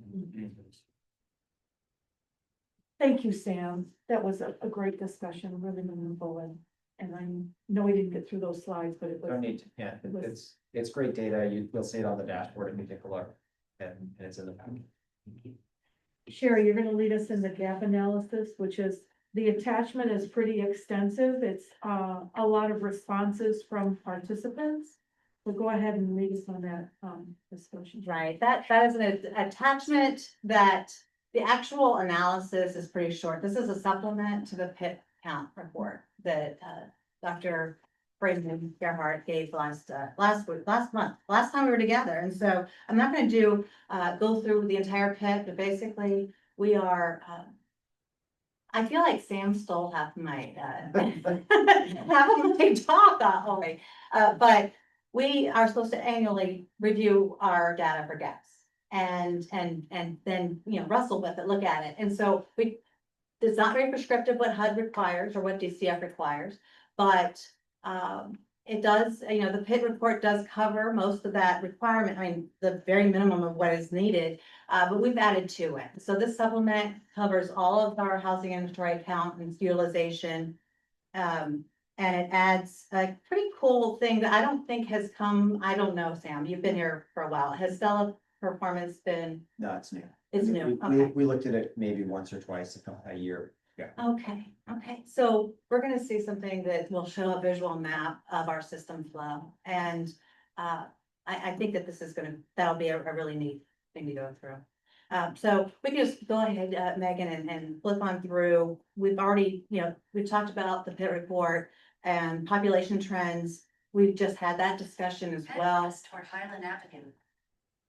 And then going to primary causes, I want to stop there for one moment. This was from the PIT report as well, and the PIT count, that, went to a neighborhood association and had a talk the other day, and I asked what do you think are the reasons or primary causes of homelessness? And it was all the stereotypes that you'd expect people to say as primary. And then, except for one person said medical debt. That was novel. But financial job loss, 40%, medical issues, and then third is family issues, and fourth, eviction and foreclosure. And the fifth, if it was up there, would be natural disaster.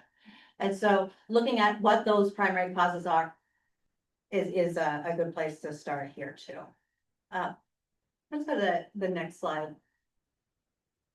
So Freeman he did go over and the HMIS team, when they do the PIC count, they do the HIC for emergency shelter, for safe havens, and one other that is I can't keep it in my head right now. But this is the entire housing inventory count that for their system capacity utilization. And if you look at it, we're at, for other permanent housing, that is a very small number, so I'm gonna skip that. Rapid rehousing, kind of like what Sam was just saying, and permanent supportive housing are our two largest. And they're practically tapped out, right? So you have rapid rehousing at 100% utilization rate, permanent supportive housing at 92%, other permanent housing at 100%, and then we get into emergency shelter. You know, that's what's left for people to come through. And so taking that into account, having that, the capacity, the utilization is like just really topped. It's full. Now we're going to go to stellar performance. Before I have Megan show the next slide, I want to say that getting your calculators out on this one, it would be a fruitless exercise. The real point of it, it's different from the system performance measures. System performance measures, they look at outcomes, they're looking at individuals. This is based on the LSA, the longitudinal system analysis data, which focuses on households. And stellar performance, or stellar P, is a modeling tool that HUD came out with that it just gives you a visualization of that data. And it's not, whenever you're looking at data, I always wonder, like, what's the definition of that? Who's excluded, who's included? What is the time frame? So there are a lot of different things that go into one data point. And so we don't have enough time to go through all of that. There's a full glossary, and I'm willing to sit with you and talk more about it in one-on-one or in a smaller group. But for today, I would focus on the picture, the big picture, what it's saying, what it's showing. And then if you see numbers, just realize that every single number, they don't necessarily relate. So you don't try to make sense of, oh, why is this here and this is here? It's not going to make sense. Okay? Not that way. It could, if you knew the model and you were sitting down talking about it, yeah, it starts to make sense. But it gets in the weeds. The purpose of this is so we can see our system live and how a family or a household actually experiences it. So let's go to the next slide. And so you'll see some numbers just do not, so let's see, I want to make sure that I cover. So like I said, different measures, different universe. That's the language. So we could have, you'll notice the returns only, let me see, does it have, yeah, it has returns, 16% returns. So returns only include a household that exited in the first 6 months of the year that we're pulling for. So, and this is during we did the state fiscal year because we knew that data is very clean. It's the most recent. It went through June 30th from July 1st of 2024. And so within the first 6 months, that's the number, has who, anyone who, that's it. And then it's following, then they come back the following 6 months if they were still in the system in that first 6. So that's going to be a different number than number of exits, because there were a lot more exits that would have happened during that time, during the 12-month period.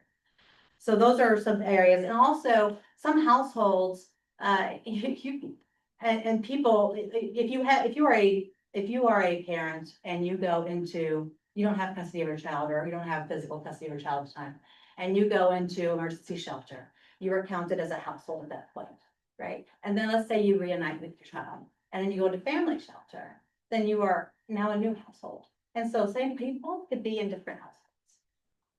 Okay. So overall, There's 7,223 households here during this period that we are reviewing, and that includes 8,378 people.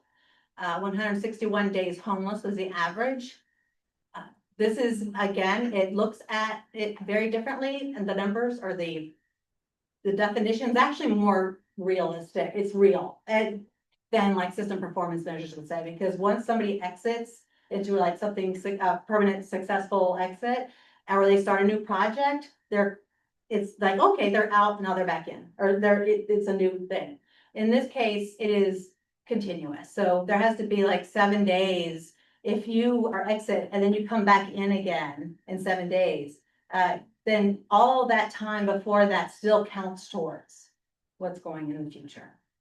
Okay. Okay. Thank you. And I hope you have your paper copy or a digital copy in front of you.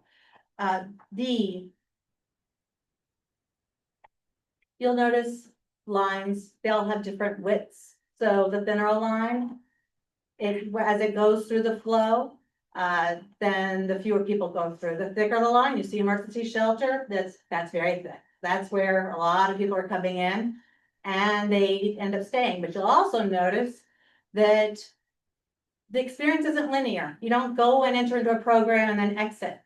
You may go up in emergency shelter, then come down in transitional housing, and then come back up to rapid rehousing, and then end up hopefully entering into a permanent destination.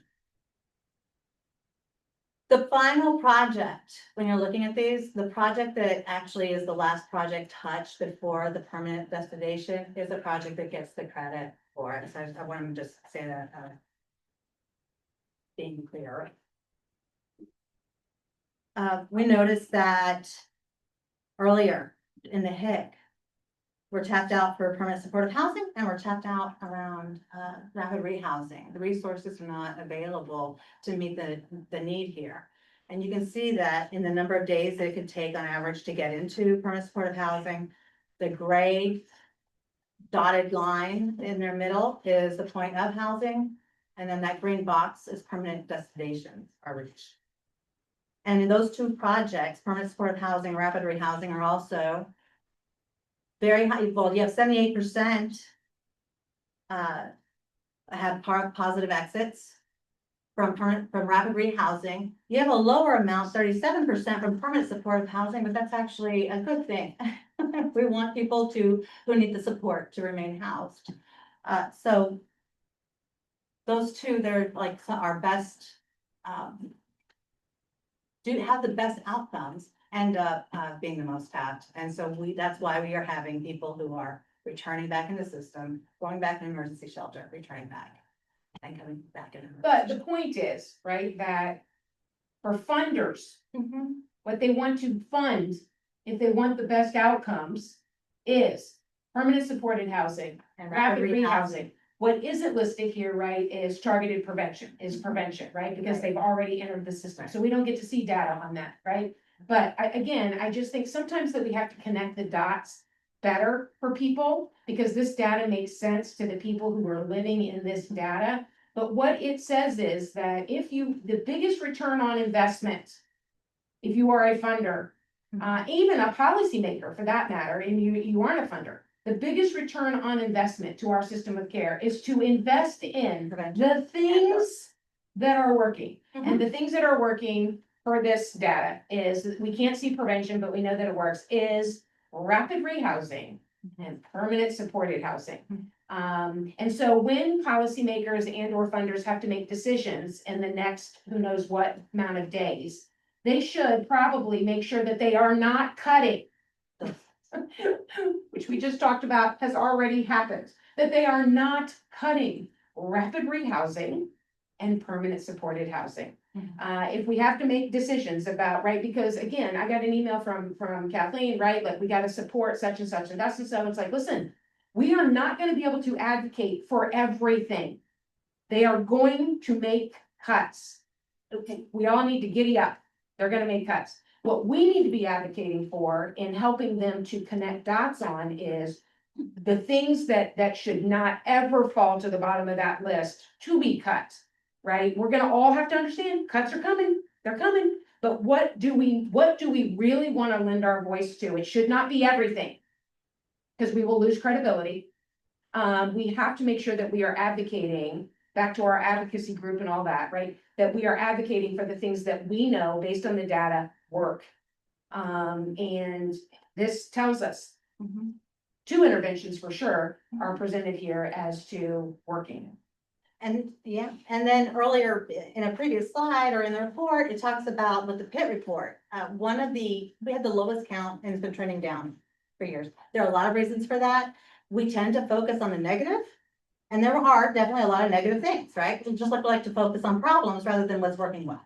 Right? It's like when you write for a grant, and you're like, oh, there's so many problems, which is horrible. That's not the way to really, I don't think Thunder should be supporting that so much. I think support the good work, but it's a default to get in that problem solving mentality. But with the PIT report, one thing that we discussed a lot was that prevention funding and diversion funding has increased quite a bit in the system in the last year and a half. We went from the state, we were getting $150,000 in just challenge alone to $800,000, and then it just kept cut.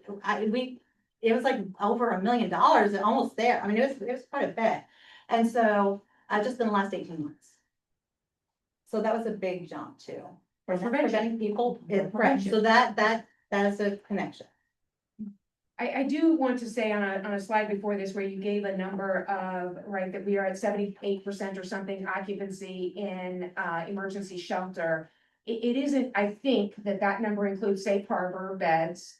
And so yes, okay, so our occupancy that is available is safe harbor. It needs further discussion.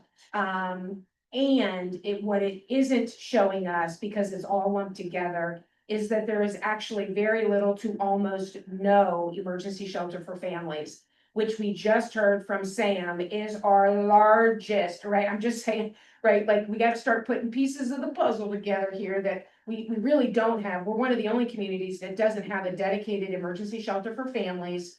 And instead what we do, right, is we piecemeal it with a variety of, thankfully, very, very good emergency shelter providers who carved out space specifically for families. But it's not included in, you can't see it in the number that you just showed us. So while we have a whatever that number is, 20%, 28% or something vacancy in emergency shelter, that is almost exclusively going to be at Safe Harbor. And it's not showing us that we have almost zero availability in family emergency shelter. Exactly. That maybe may have been next. Okay. Go to the next slide. Average days homeless, you'll notice that, speaking to what April was just saying, adult and child tends to have a longer average day homeless. And so that would be in emergency shelter that they stay in the programs are hard to move in. And that adult only has fewer because they're more available, more availability. Yeah. So it's the number of days that you're served there, and it's saying exactly that. Yes. So it takes a while, but then if we go to the next, the exits from the homeless system is more successful for adult and children. So what Sam was saying earlier about singles or households without children, that there really isn't much for them to go to. There's not much available at all. It may be more difficult for families getting in, but then once they do, they are more successful in their exits to permanent destinations.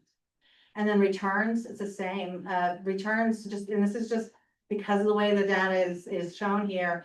Adults are going to cycle through more and more because there are fewer supports available, and for adult and children, they tend to have more successful outcomes and have fewer returns back to the homeless. Of course, child only, very, very small. About 0% almost. Yeah. And then some context. we were having a conversation about larger systems beyond just the CoC and what the CoC can actually do. And in the United States, there are 34 affordable units available for every 100 extremely low-income households. And Florida is worse. There are only 25 units available per 100. And having that, and that's for extremely low households, definitely under the poverty level. Now I'm talking about what Sam had mentioned earlier as well, Alice, asset limited, income constrained and employed. This is our working class. These are our nurses, our teachers. These are our own people we work with. They could be some of us who are at a level where you're working. You are working for, but you have a professional job even. And now Pinellas County, according to Suncoast, United Way Suncoast, 46% of households in Pinellas County live below this threshold. So, and that threshold means that you don't get vacations. You are just making it. You are just making your rent or house mortgage. You are just making your medical payments. You may have insurance, but you are one paycheck away from serious disaster, and there's nothing in savings. You're not going on vacation. And it's paycheck to paycheck. Quick question, I'm looking at what you're presenting and I don't see it in the backup. Did we get that version? This is just the presentation, so I'll send this out afterwards. Okay. Yeah. But all this information's in there, but this is definitely going out. Oh, okay. The other thing that blew my mind, so if you're a family of 4 and you have a toddler and an infant, the basic survival budget, like I was saying, it's $108,480 in Pinellas County, and that is higher than any of our neighboring counties.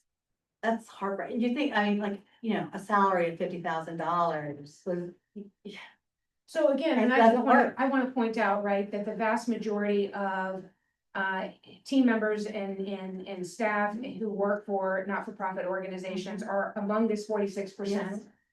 And I don't think we talk about it enough. And recently, even in a proposal review, a scoring proposal review, that we were questioned about salaries being too high. And I want you to know that we are paying nobody $108,480, right? So whatever it is that we're paying them, unless there's 2 of them, they're not even anywhere close to $108,000. So I do just want to point out that I think it's important that we continue to talk about, right, that it is the staff that make up the agencies, in particular, not-for-profit agencies. I don't know about our municipalities and their salary structures and those sorts of things. What's the EMS starting workers? salary? EMS, Like 45? right. And so I know that there's been a large push, for example, around law enforcement. Like I was surprised to know that, the vast majority of seasoned officers are making over $100,000 a year. So the advocacy for law enforcement has worked over a period of time, right? That same advocacy, by the way, is not happening and or is not working. And in fact, we're being questioned in a scoring that we're paying too much. So I just, as if you work for a not-for-profit, the expectation is in fact that you live in poverty. Right. Or you don't need to work, that there's somebody else in your household who's earning the income and that you are doing it out of charitable, I don't know what, commitment. In any case, I just want to say that this is important information for a variety of reasons, not the least of which is our families that are now, that are at risk, right? The rising rents placing households at risk of homelessness. I think that is true. I currently, for example, just learned in the last 2 days that I have a team member who's living in their car, has been living in their car for quite some time for these very reasons. And it just came to my attention. So, and it goes back to, right, that we also have funders who say things like, and not a single cent can go towards, right, supporting your staff after the hurricane, right? I have it in writing. Not a single cent can go to supporting your team members who lost everything. So again, I just think that connecting some of these dots is important, that the system is producing the outcomes by the way we set it up. And this also begs, supporting the workforce, even the hospitality, tourism industry, all of that.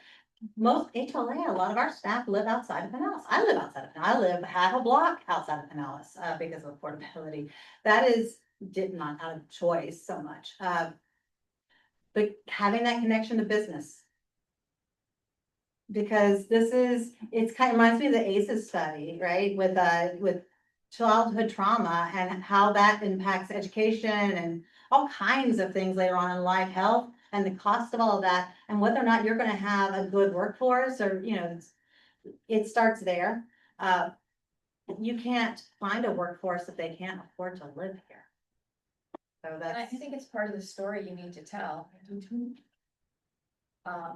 In whatever you're preparing, or, again, that strategic planning or the advocacy that you're doing with elected officials.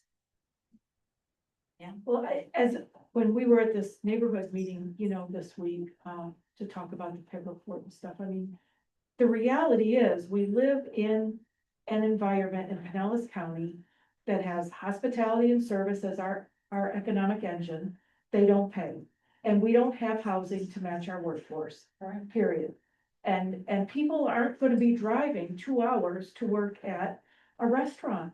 It's not good for our environment. It's not good for their family health. It's not good for them. And, we need to understand that our location in Florida and our economic determines our economic driver, which is hospitality. And that the reality of that is we need to have housing that supports our workforce, period. Right? Yes. I mean, and we need it at all levels. And then we're challenged because we don't have enough, land, or land is a challenge. But it's the reality of it. Build up, zone up, whatever you've got to do, but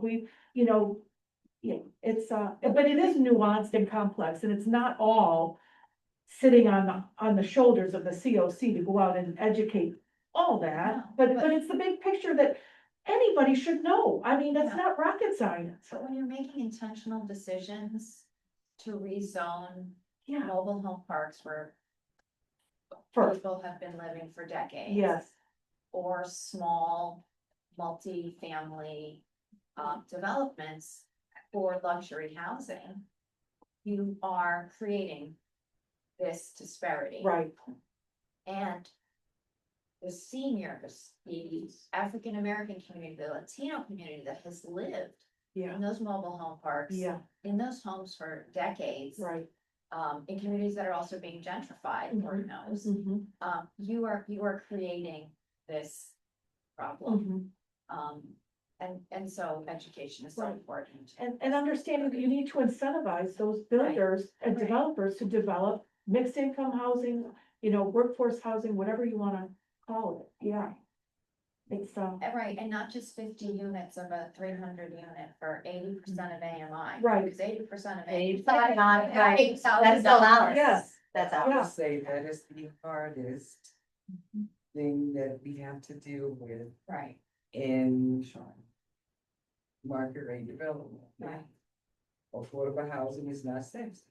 There's just no way to put it, because the same wood it takes to build affordable, the market rate is the same price that it takes to build affordable housing.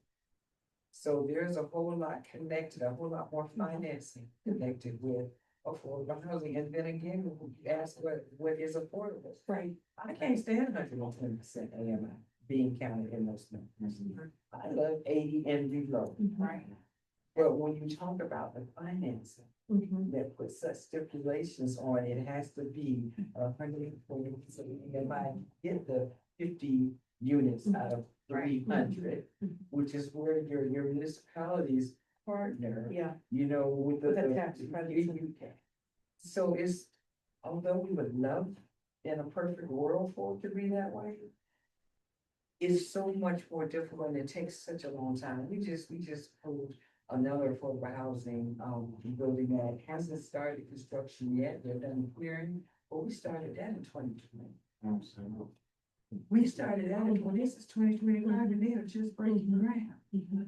So in a perfect world, we would love to say we need more affordable housing with that So that's why I'm gonna say it today, and I'm gonna leave it here, I'm not gonna say it again. That advocacy group, and I will go, I've already texted. What's her name? Ms. Anderson, and just say, hey, can we get together?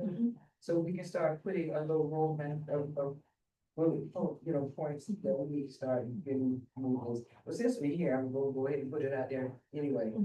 When we had our legislative meeting on Thursday, I asked our legislators, can I give you some unhoused issues from CoC and HMA? So you can take the Tallahassee and take to DC for us. We were actually getting our federal update. So I'm telling you. And we have a Florida Coalition to End Homelessness talking points for legislative Can I get validation. into that because we want to include it in ours from the city of St. Petersburg to include in our legislative request. Okay. So I'm making a formal request today. If I can get, some of your top, because we look at 3 different categories of homelessness: mental health, affordable housing, and direct services. I'm asking for direct services. Okay. Okay. Aaron.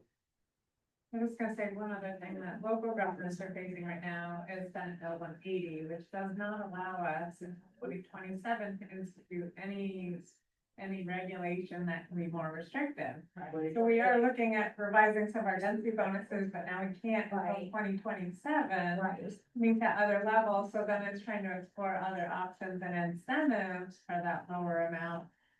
But I think also what we are seeing on the positive side is with more developments coming online, that it is flooding the market a little bit more, which is helping even some of the other housing stuff that's been here come down a little bit. You're starting to see more of those, like, get a few months rent-free things, they're popping up more and more, where during the height of the pandemic, it was like, you had, 4 people for every unit that was available.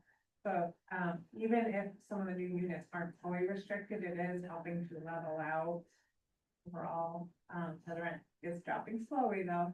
And then I shared with Sherry earlier before the meeting started today at the housing conference. There was a presentation by Pad Split, also with Home Share Pinellas, but it was another online like rent a room instead of a whole apartment. You're part of the Pad Split community. You don't have to do a rent deposit, utility deposits. Their average member makes $35,000 a year. They background check the tenant and they do an H2S inspection of the property. So you've got some security on both ends and you pay weekly, so you don't have that huge rent payment once a month as well. So it is that's another option that's popping up. I did look, there are units in house, but not very many. So a lot of people may not know about it. They're also getting some of the short-term rental owners to convert those back to permanent units using this approach instead, which is a huge amount of our single-family housing stock in Pinellas County. So just wanted to share that out as another called Pad Split. Can you spell that? PADSPLIC.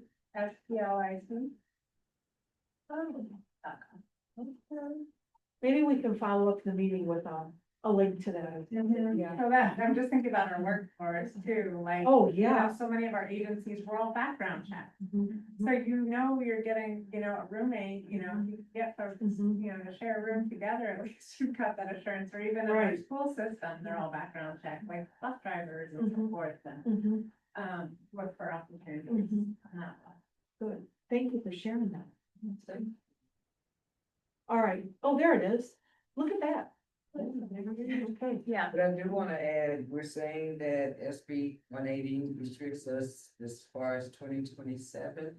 Our legal department looked it up, we can go as far as 2028. If you go and look at the very, very, very, very last couple of paragraphs in that particular bill, because we were all very disappointed when we got involved in legal. So it may be a little bit longer than what we thought. All right, we are a little long here, Sharon. So the gap analysis, do you want to tell us how, it's going to play into our strategic planning going forward? I think this conversation has just happened.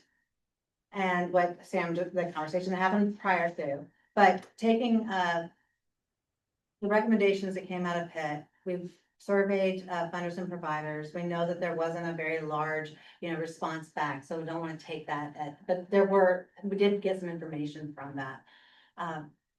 Going to take it back, workshop with providers and funders to go a little deeper into those recommendations and see what actually exists, where some more gaps are, what is actually working that we want to make sure that we are strongly pushing forward into the future, because we want to take the best forward and not leave it behind. And then run it by the league committee and, general membership for some feedback. But mostly, I think the primary workshopping is going to happen within providers and funders. It comes back then to the executive committee we'll be talking about that process too.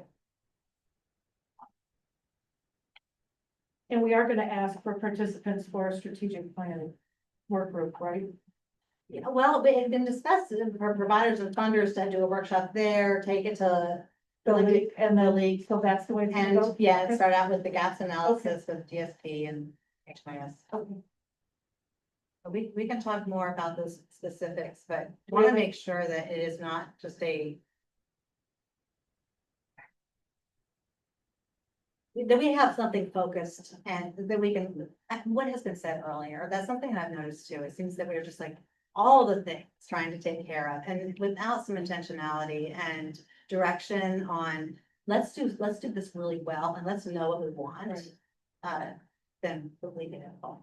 Do we have a timeline on that strategic plan work and a goal at all? I think we need to talk more about what we'd like to see. I think before then, we could have, definitely, we could take our gap analysis and we can have talking points for advocacy before, when this. Right now, Right now, we have that. We have a potential NOFO coming out that we really don't know anything about. We have charter review coming up, elections coming up, board nominations.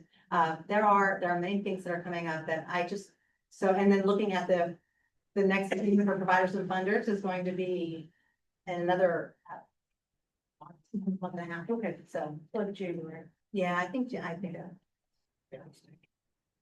Anything further on that gap analysis information from Sherry?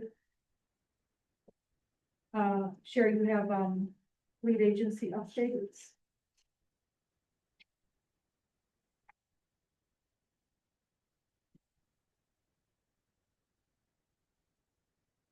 Permanent CEO status, as Murray had mentioned earlier, Kim could not be here, the HLA board chair today. And so she's not able to give her update, but I wanted to say that the HLA board, what I do know is they've been meeting quite frequently lately, holding executive sessions on the CEO position. So I have not been in those private conversations because of the topic. But what I can share right now is that the discussions are underway. And as soon as there's more to share, she should be back next week and we can update as more information is available.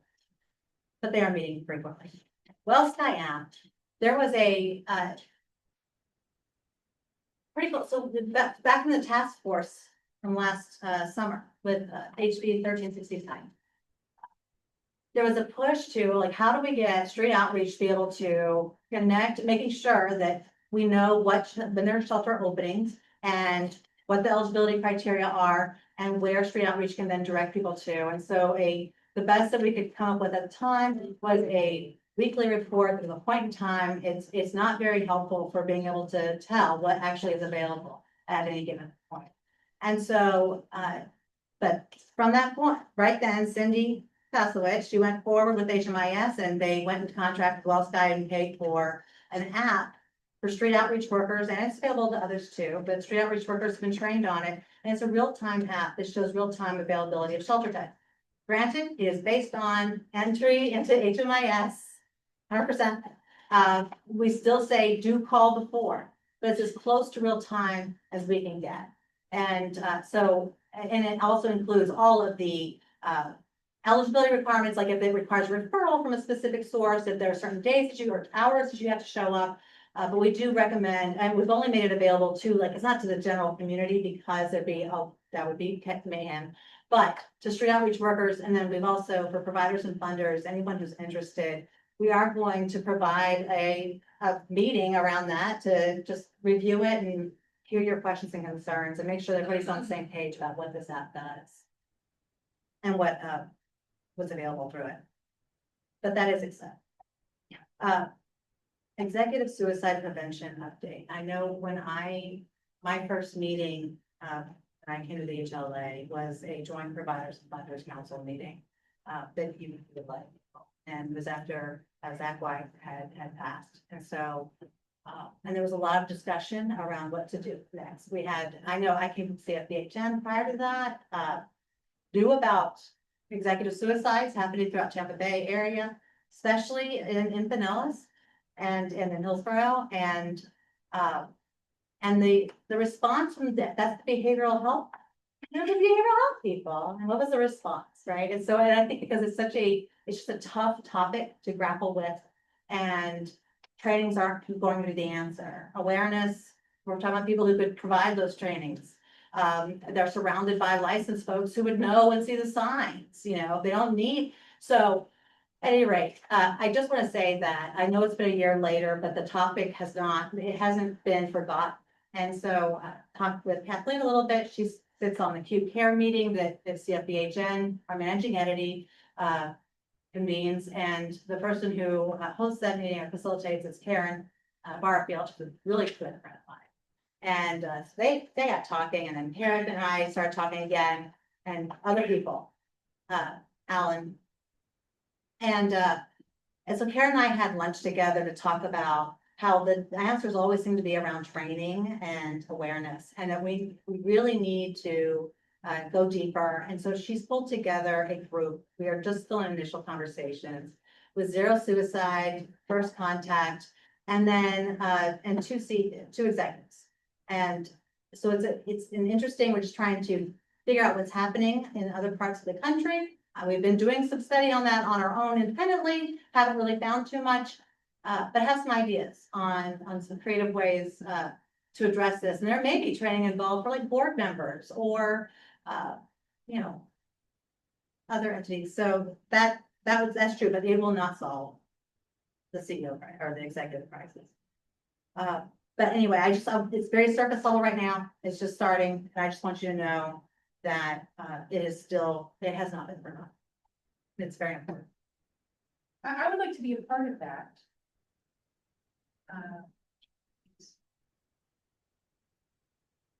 I think that you would give a great voice.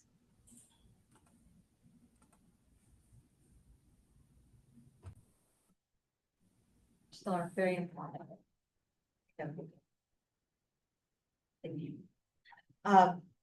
Membership application renewals, the calendar year, that's when we start putting out, right now, we start putting out calls for membership renewals, but please do not, just know that the way that our system works, we can figure it out. But the way that our system works is that it's within the calendar year that you pay. So anything you pay before January 1st would be considered a donation to the CoC. It would not be a renewal for 2026. So make sure that when you renew your membership application for 2026, it's on or after January 1st. And we have a call for board nominations will be going out very soon. There are vacancies that are coming up. We will share those as well, but they will be sent out to everyone. And then we will be discussing like election procedures in November. And then January, and we'll have the election. That is the intention right now. Hopefully in the future, we can start having elections prior to the meeting. And CoC governance charter review, that's actually supposed to be happening annually. It's stated in the charter and HUD rules. I'm going to be talking with the executive committee about that process. That's right after this meeting. And then some opportunities. We have an information session happening on Tuesday at 5:30. It's virtual, 100% virtual, and it is, Megan, what is the topic? Stability. Thank you. Stability. So several guest speakers to talk about ways that resources that are out there that help support people like workforce development. Thank you. Thank you for all those updates. I appreciate it. And there should be a press release coming out soon for that WellSky app. It's a good, it's a good news story and helps with efficiency. Any public comment? Anyone online? For public comment, Megan? Anyone here for public comment? I just want to say that Directions for Living has a run coming up held in the city of St. Petersburg, the PB&J run. If you're interested, you can reach out to me or go to our website, sign up for it's both a 10K, a 5K, and then a challenge. You can do the 10K and the 5K together, which is what I'll be doing. If you'd like to join me, I'd love to have you. And then it's unlimited PB&Js once you cross the finish line. And all funds raised go to Children's Mental Health Services. I wanted to make a call to anyone on the board that would like Sherry and I to come to your organization and make a presentation about the 2025 PIP report and recommendations. We'd love to come and speak. We have a number of speaking engagements lined up, but I think it's part of our efforts to educate our community about the PIP report and encouraging them to join the CoC. So if you have an organization that you'd like us to speak to, please reach out to either myself or Sherry. And another resource that we're missing is if you're in St. Pete, all council members have their own newsletter. So if you email us an event that's coming up, put it in the newsletter, and after every council meeting, we are open for announcements. And a lot of times we will announce events that are coming up, so we'll hear it and know it. So again, that's another resource I recommend you take advantage of. Thank you. Denise's iPhone. Hi again, this is Sandra Newsom. I'm just wanted to announce that the Florida Supportive Housing Coalition is hosting its second one-day summit. This one will be in Broward County in Fort Lauderdale. And it's the topic is the intersection of behavioral health and supportive housing.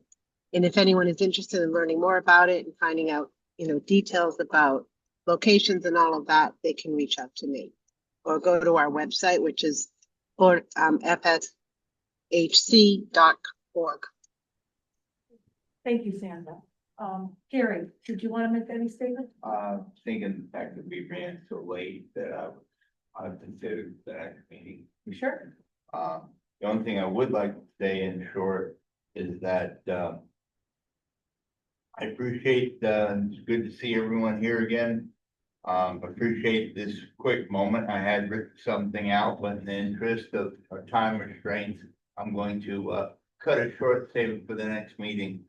But I would like to say that I would like you to respectfully, I ask you to step up your continuing efforts. The homeless community needs you. I need you. They need you. The entire community needs you, especially with these funding cuts and current administration. The entire task has grown harder exponentially. So, but I will save this for another time. Thank you. Ross, is that you, Ross? You got your hand up? Didn't see the. Ross, you're muted. Oops, can't hear you, Ross. Okay.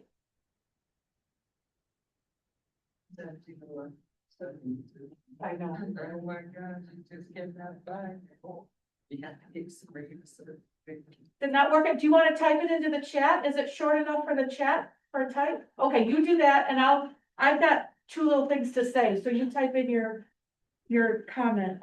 I just wanted to mention that if anyone knows of any business or organization that might want to sponsor or donate to for our PIT incentives for January, it's not too early to start planning for that and asking for that. So if you, I hate to be the one always asking for, but if you know of a business, a Chick-fil-A or a restaurant or someone that could donate some gift cards or even just a monetary donation, and that HLA can purchase gift cards for that, incentives, that would be, appreciated.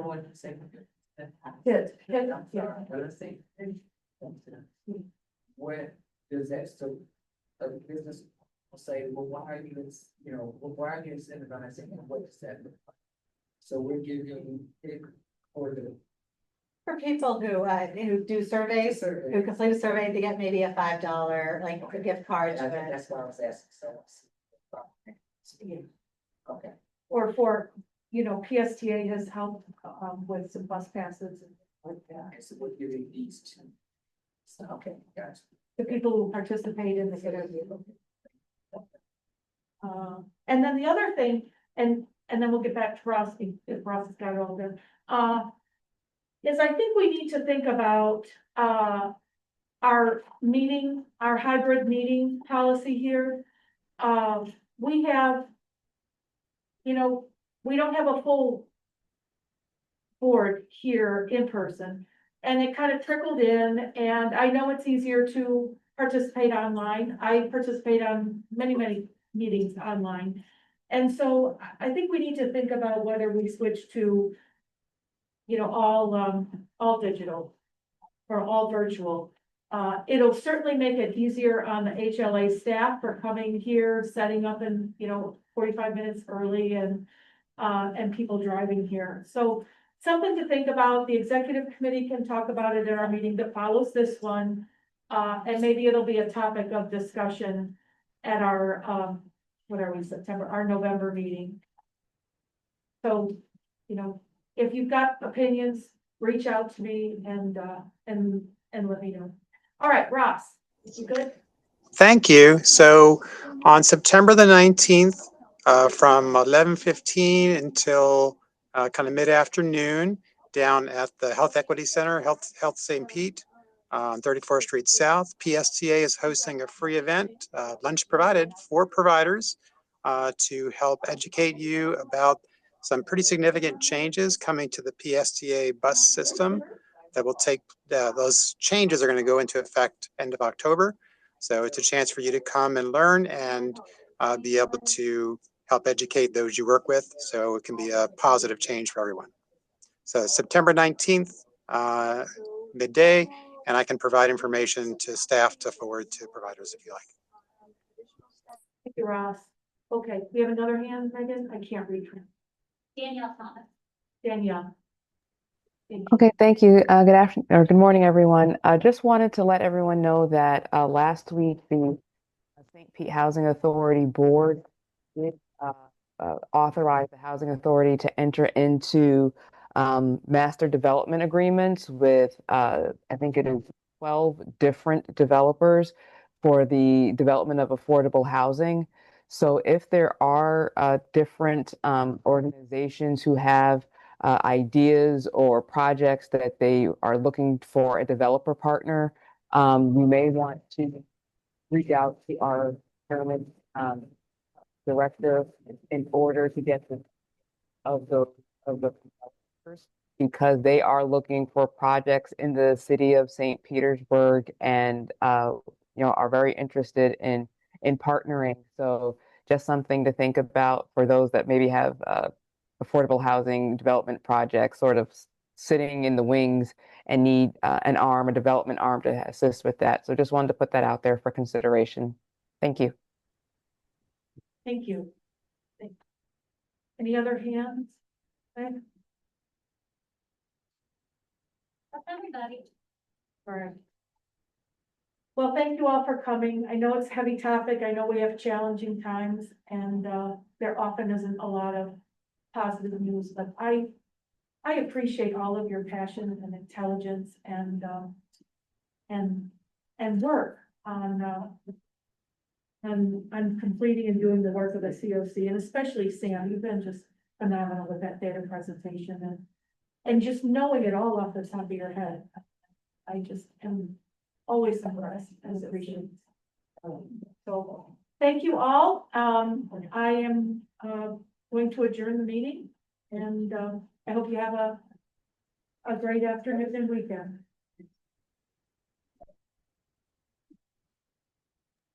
Thanks, everyone. Have a good weekend.